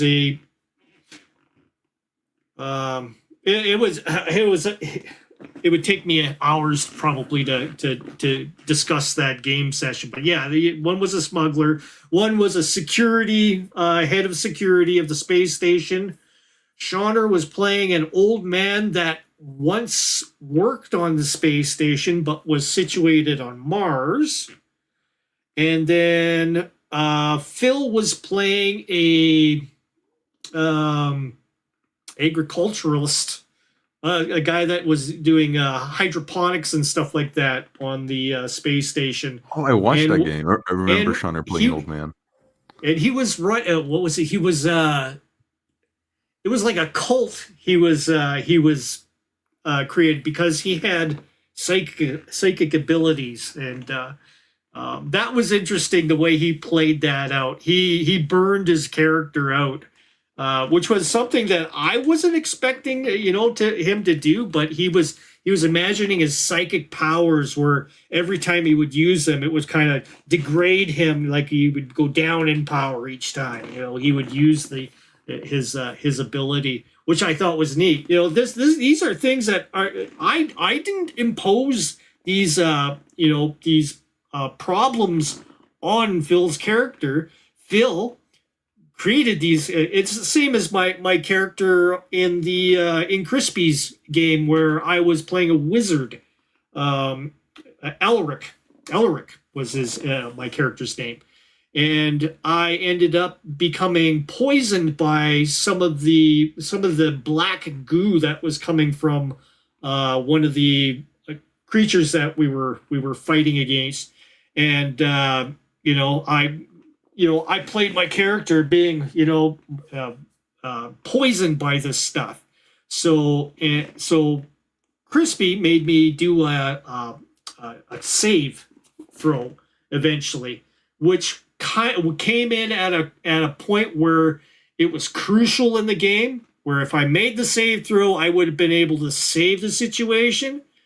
But I failed my roll, so I ended up, turning into one of these, shadow creatures or whatever they were, and I turned into basically a lich of myself before the rest of the players, and then I removed myself from the game to let Chris take over and become my character. I mean, I could have played him as an evil guy, but I think it would have been better hands having Chris play it, because he knew the motivations of the bad guy, because I was being basically possessed. So I was fine with having my character die, but it was epic. It was a lot of fun, and it was a good game. Hey, Dice, and let's see. I think players build this way is a different paradigm than people are used to. Exactly. It's hard at first, but and Dice, we're gonna try and get that Call of Cthulhu game finished off with our second session, which is supposed to be the scary part of that of our Call of Cthulhu game. We will definitely carry on that game coming up. Is it a different paradigm though? Because here's the thing, in a lot of like modern 2D games, your game master will ask you for your backstory, and in some instances, he will even allow you to like create your own like little village in the town, in the map or whatever. And that's interesting because they will allow you to add to the world in that specific instance, and it's fine. But then they will never allow you to add other details into the world, even like small details, like. I think that's all when it comes down to the prep, the game master having ability to prep something. So if he sees that that's in your background, he has the ability to go ahead and prep it at that time. Being a 2D game, and we're thinking 2D right now, he has the ability to go ahead and prep the location somewhat. And game masters prefer to have all those kinds of things, prepped. So if you mention something in your backstory, he's going to prep something for it if he deems it as something that's possible. Same with the other characters; they may have different things, like a girlfriend or something like that, or a cohort, or a fellow adventurer that journeys with them. Of course, you would go ahead and make the characters for that as NPCs that will. Help the player or whatever. Those kinds of game masters will go ahead and do that kind of prep. It's when you go ahead and start actually playing the game and you're in improv mode that can trip up a lot of game masters. So that's here's where the thing, that's so selfish from the side of the players. because the player named the little village that he's from, and now the game master is thinking about, well, what does the village produce? What are the NPCs? Did you have a girlfriend? Yeah. Do you have any cohorts? How can I add this village into the game? But That is like treating your game master like a computer. You know, like the computer, like drawing like each frame of like the video game you're playing. yeah. It is awful. And You then don't want when that. you This is why people get burnt out. You know. yeah, and then when your player goes to the location in his backstory, and your game master has made it into some sort of Harry Potter-esque kind of thing that's going on, and you're like, no, this isn't how I imagined my hometown. Yeah, I'm in the wrong village. Where is this? I've seen that happen before. I have seen it happen where the player just, I'm from a normal village here, and then when we visit the village, the game master either burned it down or like made it like into something way bigger into the story, because you want to add the backstory of your players into the game, right? That's like a truism in 2D play, and usually like you do not represent it as the player had in mind. Why don't you just allow the player to represent it? Wouldn't that, there you go. It will give you, it would allow you to put some effort into the backs of your players, rightly so, and it would also allow your player to fully represent it as he imagined it. I think it's a natural evolution of the 2D style of play. I would even hazard to say. Yeah. So it took me a while to get into in-character role play once compared to out of character. And in-character play, my eyes were open. Yeah, it is eye-opening when you finally realize. I did the vetting with Elf Hunter. Had him run through a game. I have it saved. I told him he can go ahead and upload his. I tell people, go ahead and upload that session on your own if you want. You can go over it, critique yourself, give yourself a critique. Say what you could do better or stuff like that. Because all of us in 4D. Do that. It's always a constant, okay, what can I do to become better at this? It's not, what can I do to become better at this? It's like, no, you want to become better at it because you're seeing the results with the other players in your game, and you want to know, how is he doing that? How is he anchoring so well? And at the end of the session, when you're done and session is closed, ask Chris, how does he do that anchoring so well, or whoever it is that's in your game. They're more than happy to give you what information on how they do it, and then you can run some practices with them. We do all that kind of stuff at the end of our sessions. They end up being, well, like you said, an hour, maybe 2 hours long of just, yakking to your buddies there back and forth after the session's over and the curtain's closed for all the people to watch. And we're still yakking in the background for a couple hours there sometimes, just because we had such a good time and we're talking about all the cool things that happened, and it's just an enjoyable experience with them.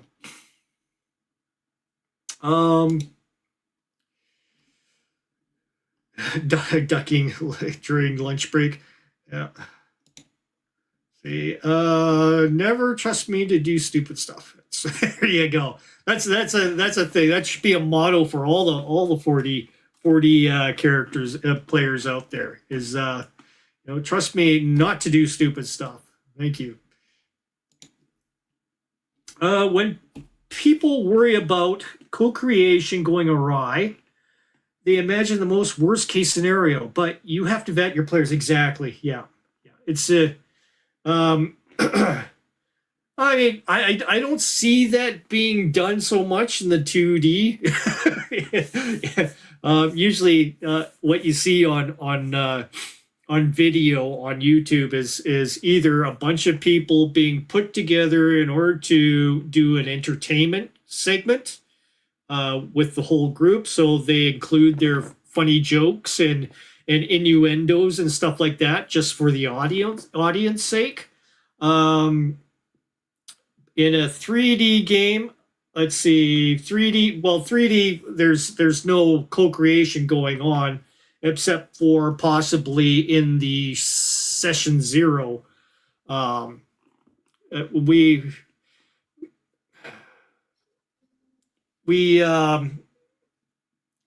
4D is when the co-creation comes in full on with the player side. So, but when the players gravitate from 3D to 4D to finally getting their chance to co-create, they've already been instilled with all the mannerisms. 3D, you get all the mannerisms. You stay in character.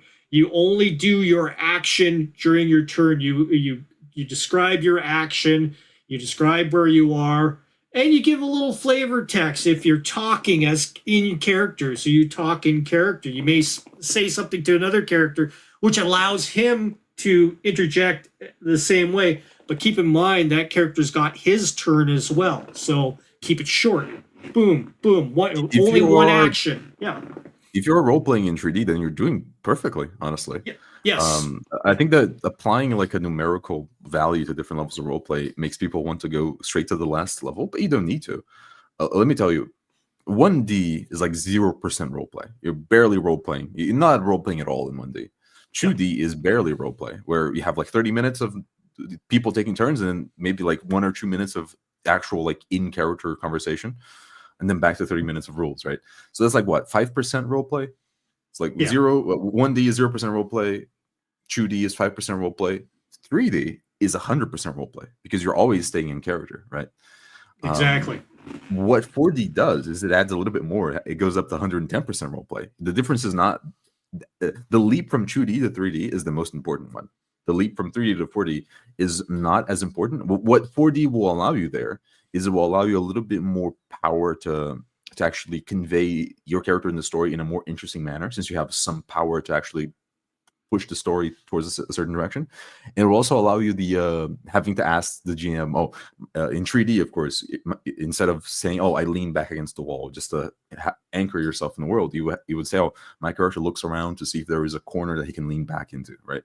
You're playing in 3D, you are playing in character, but you need like an extra little step to be able to get like to convey the scene as you imagine in your head of like leaning back against the wall, right?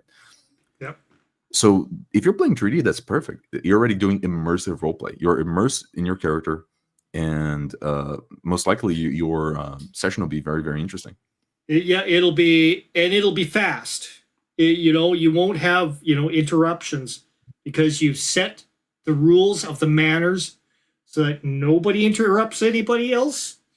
The only way that possibly another character could interrupt is if you ask that character in character a question, as if you were face to face with them in real life, as two characters would be, and that would bring him in, and that you make sure that that's short though, the little interaction, because you do have the rest of the players to go through, and that character which is replying to you has to do his turn as well and integrate it into his talking that he's doing with you as character 1. He may be character 3. There's still character 2, and there's still another character 4 to go through. So you just keep the rotation going, and you'll get in more turns per hour. It'll floor you. It will floor you how much more play you get in the game just by applying manners like that.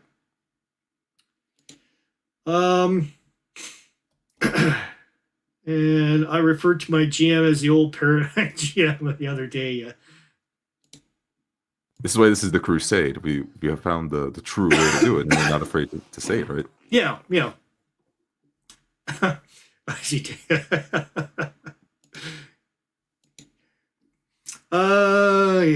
I wasn't talking to you. I was in voice chat. Was on. Okay. Yeah. Somebody would say, yeah, I like Fear City. Fear City is pretty awesome. It's a good little series that we had going there. I can't wait to play BB again. Like I say, it's you have these one shots, but You know, they could be left as is. We can all kind of look back at Fear City and say, oh, that's a cool, complete little, 3 little episodes of awesomeness. It was a lot of fun. So,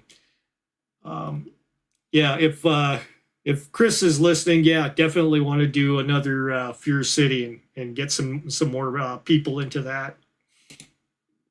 And going off the last game I ran, I'd be Old Paradigm 2. Winds are changing, though, and I may get a chance to play. Okay, cool. And we hope to see that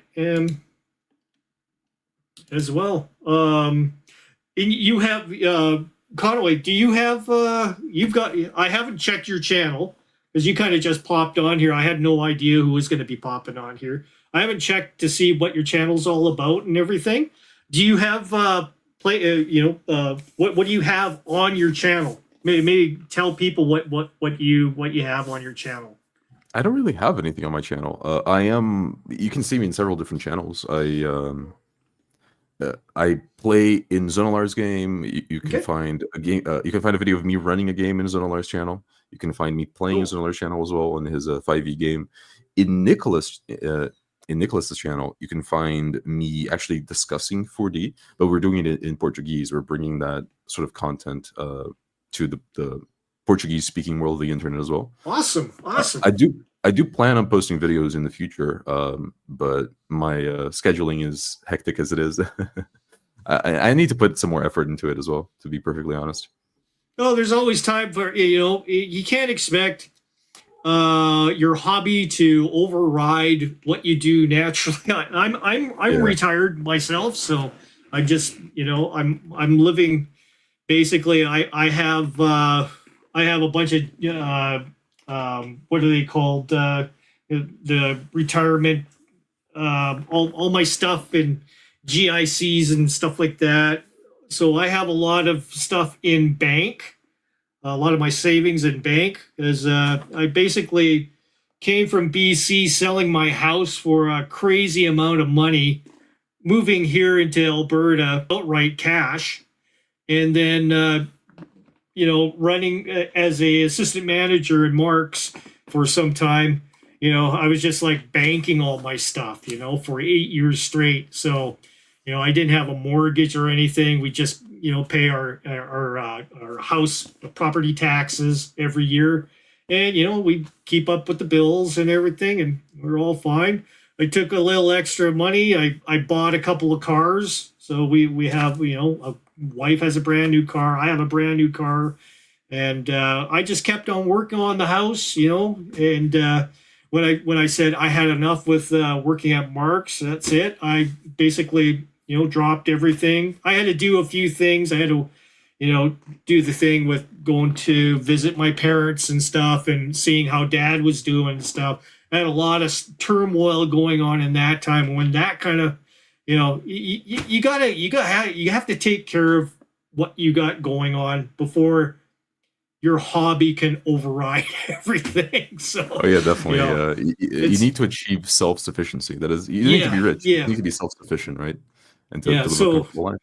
So don't look at me as a case of how life normally runs. I had some fortunate circumstances in my life which allowed me to get myself comfortable enough to not have to work right now. I work. I do. I'm doing patio stones and stuff like that. I used to work as a tile setter. That used to be my thing for a good 30 years, doing carpet, lino, tiles, that sort of stuff. And doing a patio stones is kind of like doing tile work, so it's pretty easy to do. Really and cool. I just do. I've done a few backsplashes, mostly for family around here. As kids have their own houses and stuff now, so I go do little projects for them and stuff. So it's no bother for me. It's just applying my trade that I've learned for so many years, and you don't lose it. There's a lot of enjoyment to physical work like that. A lot of people nowadays want to go into university, and that's not necessarily the best way to do it. You can make a lot of money by going to trade school or something like that. Exactly. I am in university. I'm studying medicine in university. Awesome. Well, and where are you located? You're in. Are you I'm in in Brazil. South America? Where? Yes, Brazil. Oh, Brazil. Cool. I'm in São Paulo. Yeah. Awesome. What's it like in Brazil for work and stuff like that? Like, is it a good bustling kind of thing going on now, or is it kind of lulled down from all the talks about tariffs and stuff like that? Oh, I think that Brazil has always had inflation. That is one of its biggest issues. Right. But if you look past the inflation, um, there is a good quality of life, and there is a good quality of labor for you to find, especially in the field I chose. Cool. Medical professionals are very well paid in Brazil. We do have we have free healthcare in Brazil, so there's always need for more medical professionals to be able to actually aid with that. That is precisely what I want to do. Yeah, it's interesting because you're part of Brazil is part of the BRICS conglomerate of countries, correct? Yeah, so you're basically a little bit different than the U.S. dollar based kind of coalition of. So it's always interesting to hear how things are going. I'm in São Paulo. Everywhere you walk around here, you will see old abandoned buildings that are owned by some magnate in China, because he doesn't trust saving his own money in China, because the government can just take it. So they just come to Brazil and they buy these massive, beautiful buildings and they just let it rot. It's very that's crazy. There's differences from where I was at, like over in British Columbia.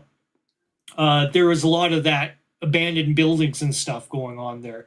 In fact, some of the buildings were government basically makeovers, like some sort of grants were going on where they would just redo the outsides of the buildings in order to keep them looking good, but they were abandoned basically. So like nobody was in these large swaths of possible commercial area that were just empty. They're just vacant. And but up here in Alberta, everything's booming. Everything's it's still booming, even though there's a lull right now. You can always find a job up here. It's where BC, a little different. It's a little bit more downturned, and it's quite. It is very clear to me that land speculation should be illegal. Like land value prices have gone up exponentially. It's insane. Yeah, they're having a little. They're having a little trouble with that in China itself from all that happening. Wow. But Nick is from Brazil as well. Yeah. To put it in terms that he wouldn't understand, he is more from the south of Brazil. São Paulo. Well, both São Paulo and where he's from in the south of Brazil are southern. If you compare the country, it's a big country. It's bigger than the contiguous U.S. But he's like way more south than I am. In comparison, it would be like if I was in New York and if he was like a cowboy, like a southern cowboy. Cool. That's how we play with one another. Cool. Yeah, I've got a Numenera game that I had done with Nick, and I am actually got to get my button gear and post that as a. I have to have all the avatars and everything. So if Zonalar, if you're on online, make sure you got a current good avatar and stuff. In fact, I should ask Zonalar to make character images for all the characters in that game, because that was a very interesting game. Although I haven't posted it. So Nick was in that game with us, and he was playing a character in there. It was really interesting. Numenera. It's really interesting. I watched that game. I'm just so thoroughly confused about the setting. It's a very interesting setting. I think I would need more time to get used to it. Yeah, it's different that all your one role basically is all you need for the entire what you're doing, and it works very well for 4D, because then you aren't explaining. You don't have you don't have to explain so many rules. It's all based off the D20. So and the way that it is rolled, it's more like Traveler, where you have, certain degrees of success. You know that you will pretty much always hit if you roll basically a 10 or higher, but you can call out what the challenge rating is, for whatever it is that they're trying to accomplish, and the other players can go ahead and add their bonuses into it if they are helping in fixing something or figuring something out. You'll have the players being able to use their abilities and describe how they're using that ability to help the other player. So that is, I think, Cipher System as a whole, was Numenera is Cipher System, is one of the things that helped me get over that hump of co-creation, allowing the players to co-create, because there is interesting.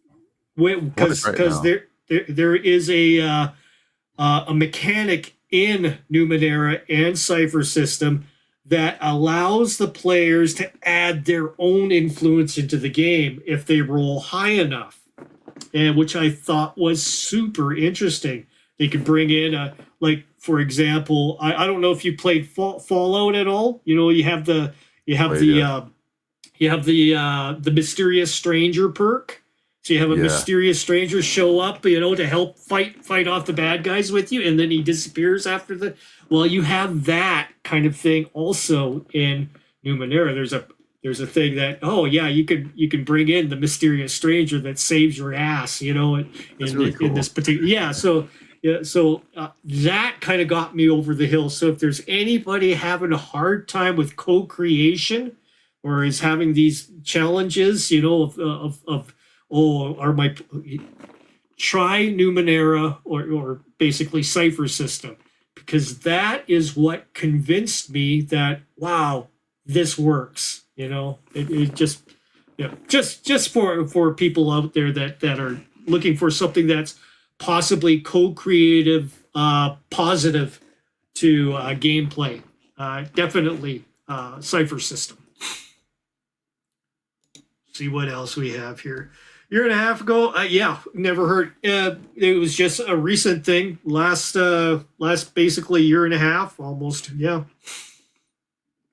It was kind of brought out. Like, we had plans for 4D as a community for some time, and then we were getting things all set up, and Max went ahead and kind of popped the can on that, and the whole snake came out, and people were suddenly going, "What's this 4D? What's the Crusade? What's going on?" Yeah. So thanks to Max, he kind of popped it open and started the ball rolling for people that didn't know what we were up to. Dave, I know session 0 is important. Yeah, it is so important. But honestly, to tell your group that you're going to run an in-character game, most or all, they will love. Yeah, what if they're just doing it in 3D, just staying in character, not interfering with each other's turns?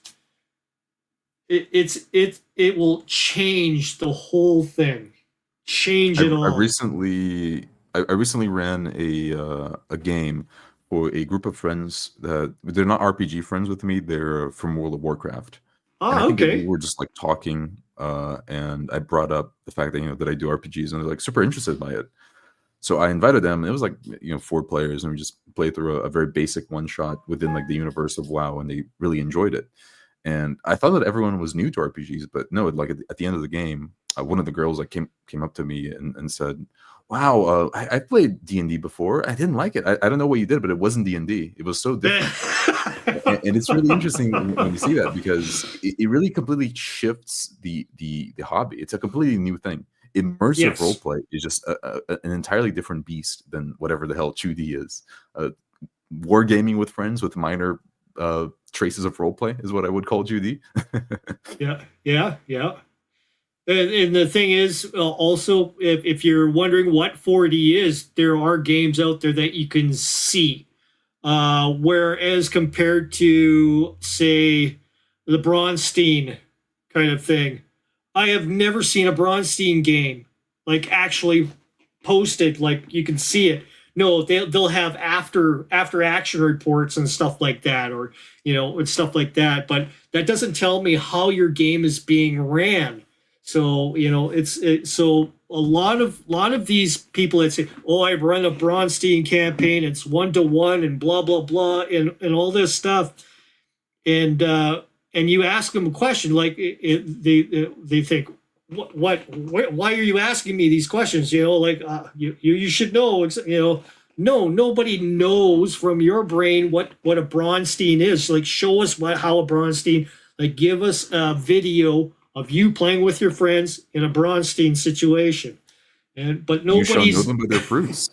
Nowadays, it's so easy to. You shall know them by their fruits, right? Yeah, it's exactly. Nowadays so Exactly. easy to post your game, and then if you are in good faith wanting to improve yourself, posting your game and like commenting over it and like seeing what you did wrong and trying to improve is exactly what we want out of this community, right? Yes. And and you can answer a lot of questions that I had, even just asking, Harmony or whoever, what the heck is it you guys are doing? If you had it posted, a lot of people wouldn't have these questions anymore. They just see it by example. And of course, we have the old Mad Hatter himself here, Max, in the background. Thank you for showing up. Yep, just try it.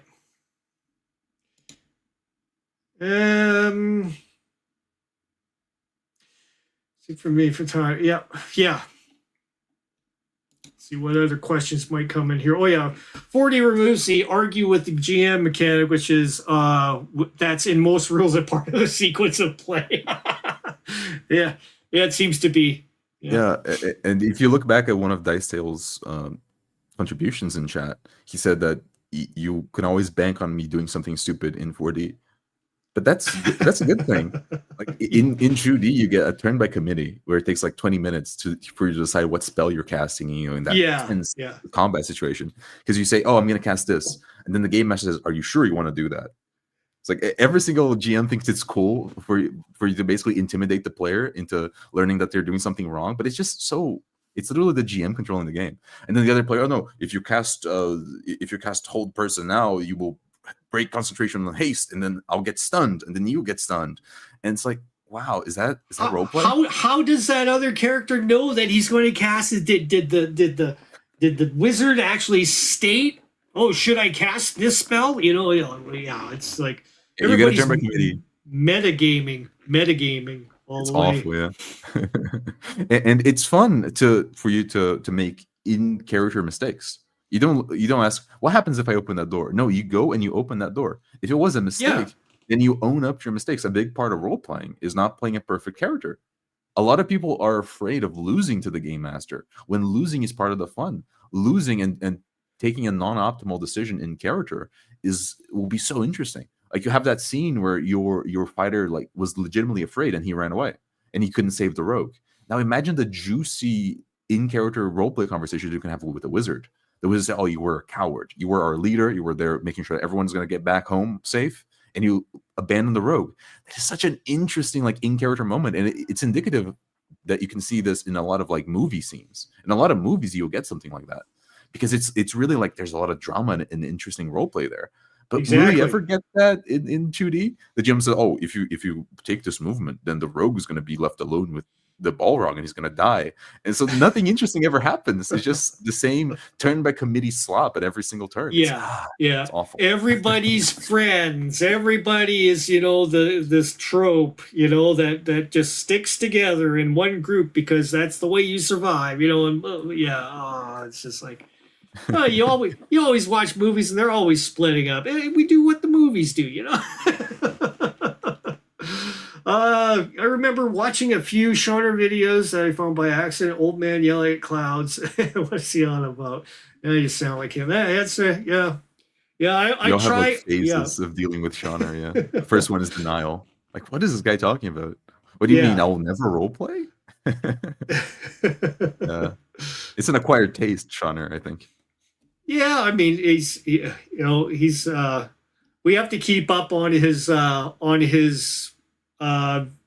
comments every once in a while to see who's posting what now, because he's not able to reply anymore. But it is good to dig into some of his old content and see what's happening. What was that? Any questions about 40 from the chat? This is all I've been seeing so far. Yeah, but going to the next door. Yeah, and a lot of people have that hang up too, which kind of reminds me because Max was notorious for this, was implementing all these turns within kind of just one description of what he's doing. Oh, I'm doing okay. I'm going to walk to the door, and I'm going to try to jiggle the handle. But I have my dagger in my other hand, waiting to, in case somebody bashes in that door and comes through. I'm ready for them.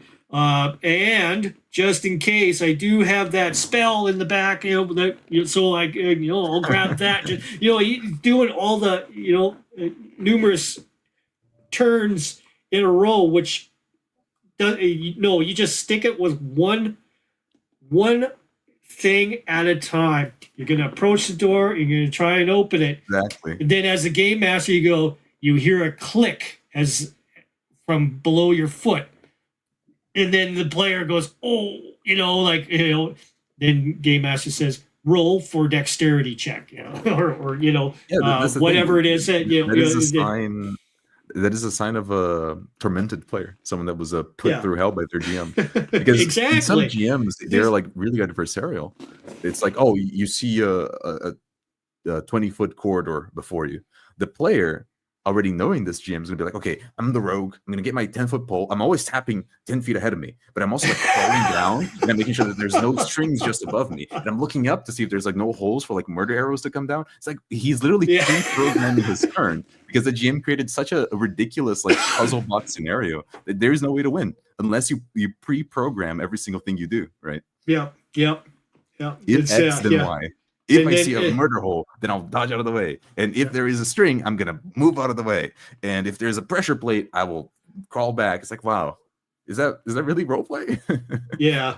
Then we had a good discussion about it afterwards. And then I think the session or two later, it was just like a little bit. And then suddenly he was just like, I trust you, I trust what my character with what's going on. And it opened doors for everybody. It turned out to be it worked out. Max got over his his fear of you purposefully trying to connive to kill your character, to suddenly he's just going along with the flow like everybody else, and it works.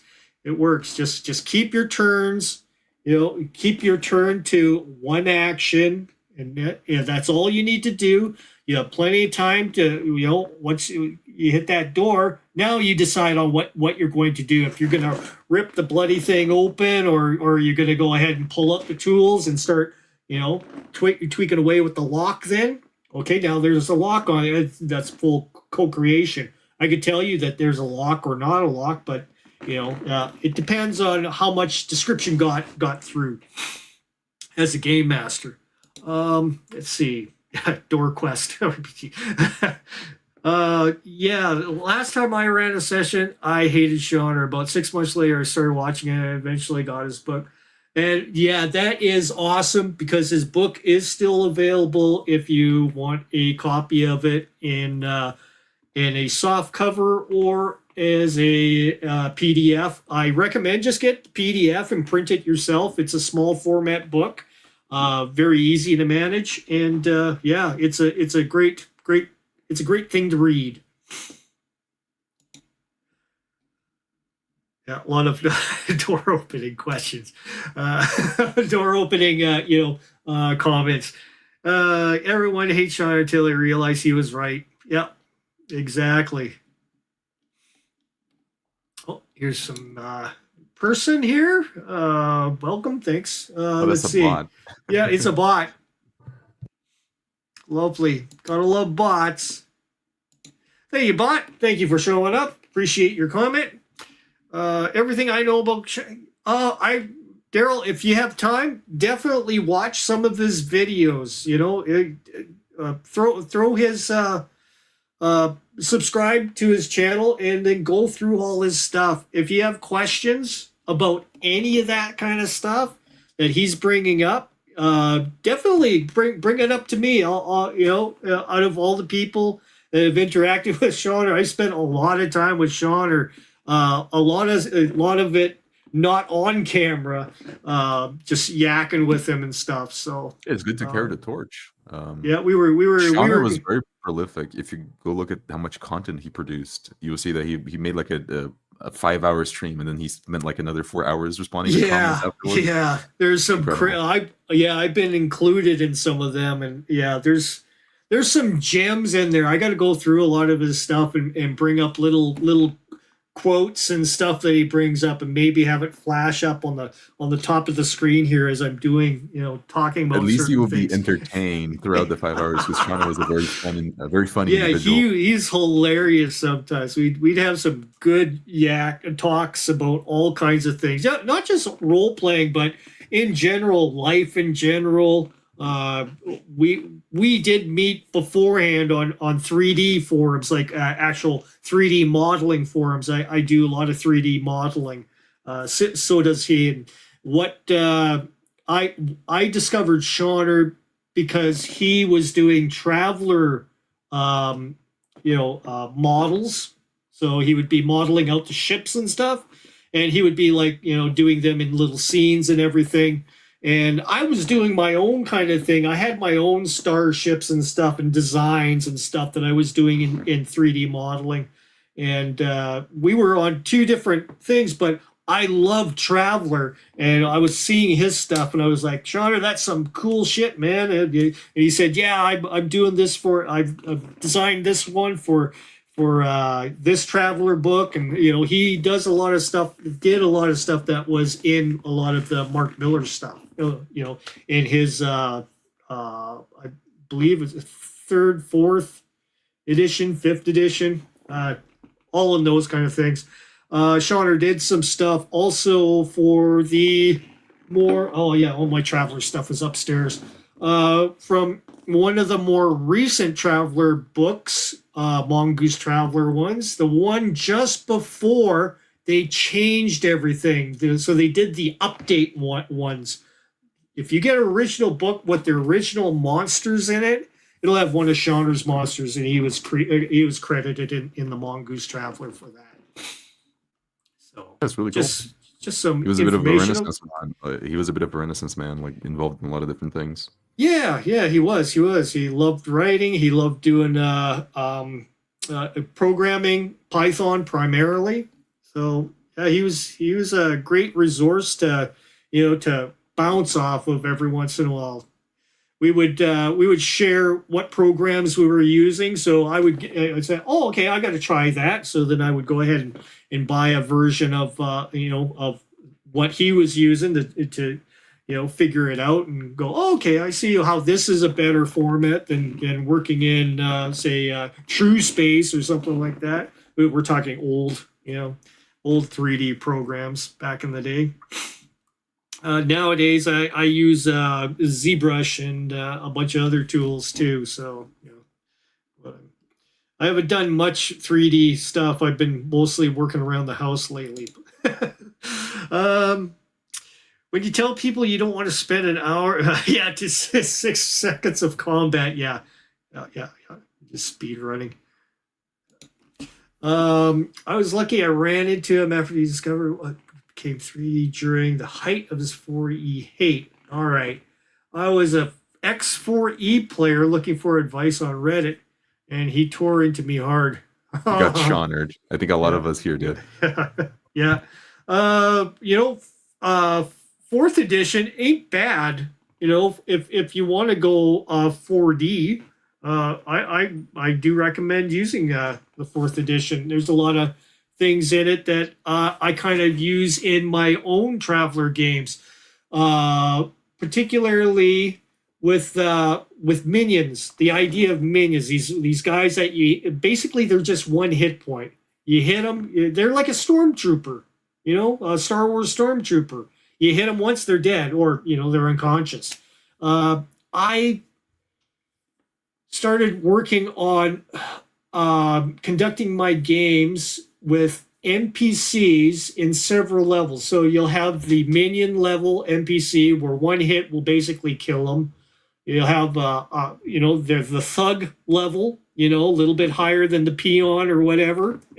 they'll have it'll take 2 shots for them to get. I'm thinking movie wise, they'll all have hit points and stuff like that, but in the game aspect, 2 shots will basically get rid of them. If you roll really high, well, then that one roll might be worth the 2 shots, so that'll kill them right off. So I'm looking at stuff that way, and 4E is something that started off with these minion characters, which were basically yin yangs that would come out, do spells or whatever, and cause damage, and you would they were just, you would have to take them out fairly quickly. You could have numbers of them showing up, but basically pop, pop, pop, pop, pop. Well, the big bad is fighting you at the same time. Makes for an interesting scrummage between NPCs and the player. My wife has just come home, so I'm going to have to cut this fairly quick here.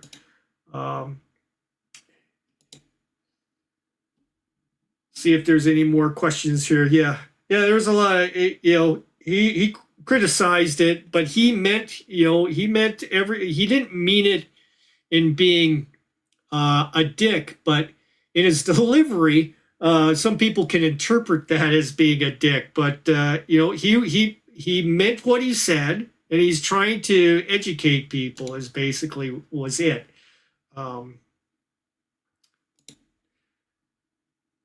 Keep yak, yeah, before the game and after the game, definitely. That's the thing. Oh, there you go. And you found, you did have some very good observations there on that. I don't remember what this is a reference to. That was what was it? We were. Geez, I can't. I remember you had some good points. I'm getting old, so I can't remember the last 15 minutes. So I'll have to look at what I don't remember either. Let's see. What else do we have here? Yeah, same thing in war games. Yeah. Mini games, crosstalk, and joking. Yeah. In best games of quiet constant. I've actually seen a couple of games recently. I will have to post some commentary. I did see some really good games where they were just going through their turns very well.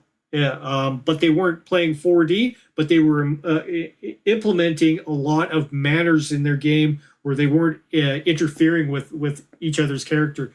The game master did tend to carry a lot of the weight in the prep and everything. It wasn't co-creative or anything like that. He was very directing in his manners, but the game went well.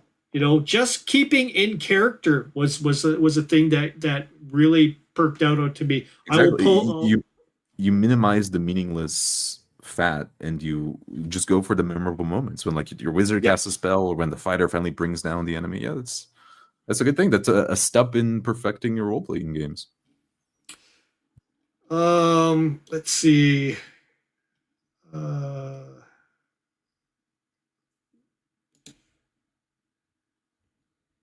Okay. Yeah, 4 game. Yep. And then after. Save that for before and after. Definitely. You can definitely have your fun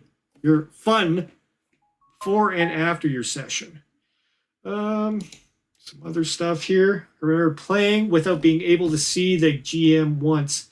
Even in 4D, it is twice as slow as not. Yeah. You got to have that, eye contact. You got to see the other player. It was Yeah, it was technical difficulties. You get a lot of that in when you try to present a game. I've seen that happen many times.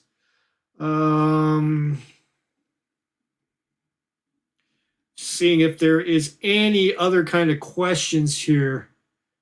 And I may have to go and maybe address some of these because I'll have to get back to everybody here. I was only expecting to go on for maybe an hour, and here we've gone for 2.5. So, Yeah. but there's It a was lot a very of productive conversation. yeah, it was yeah, and of course, first time. If anybody, go ahead and subscribe to Conway. Do it. I will do this and get rid of. There you go. There's his name, so you can see that. That's his channel. And so, will we be expecting to see you post some gameplay as well, or some particular insight that you've discovered through playing 4D and stuff like that? Yes, I plan on making a video. I've already started editing it. It's a video on, I call it how modern day D&D breed 2D, how 2D games are a cargo cult, which I think is a Okay. pretty interesting way Cargo to cult. put it. Yes, it is a cargo cult because they don't actually understand how roleplay is, and they try to emulate roleplay without actually missing the forest for the trees. Roleplay is much easier than whatever the hell they're doing. Yeah. Well, hopefully we get some more people out there posting games, and it keeps on going. It from what it was a year and a half ago to now it's wow.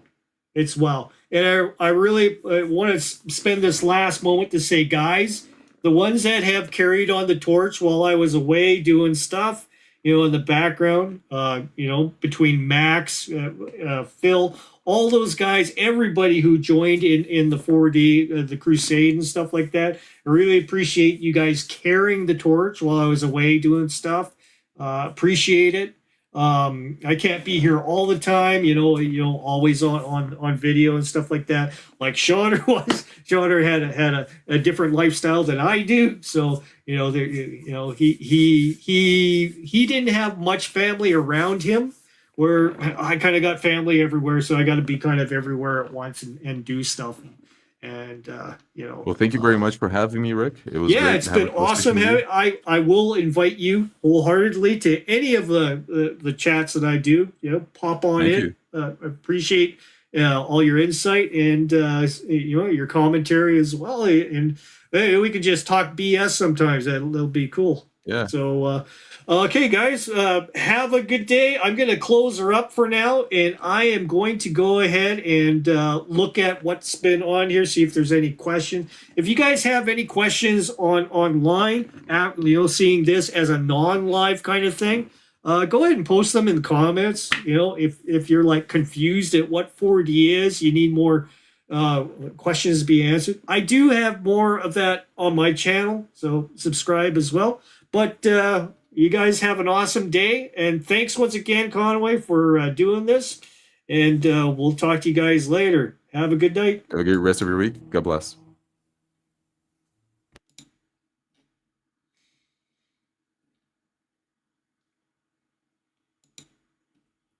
And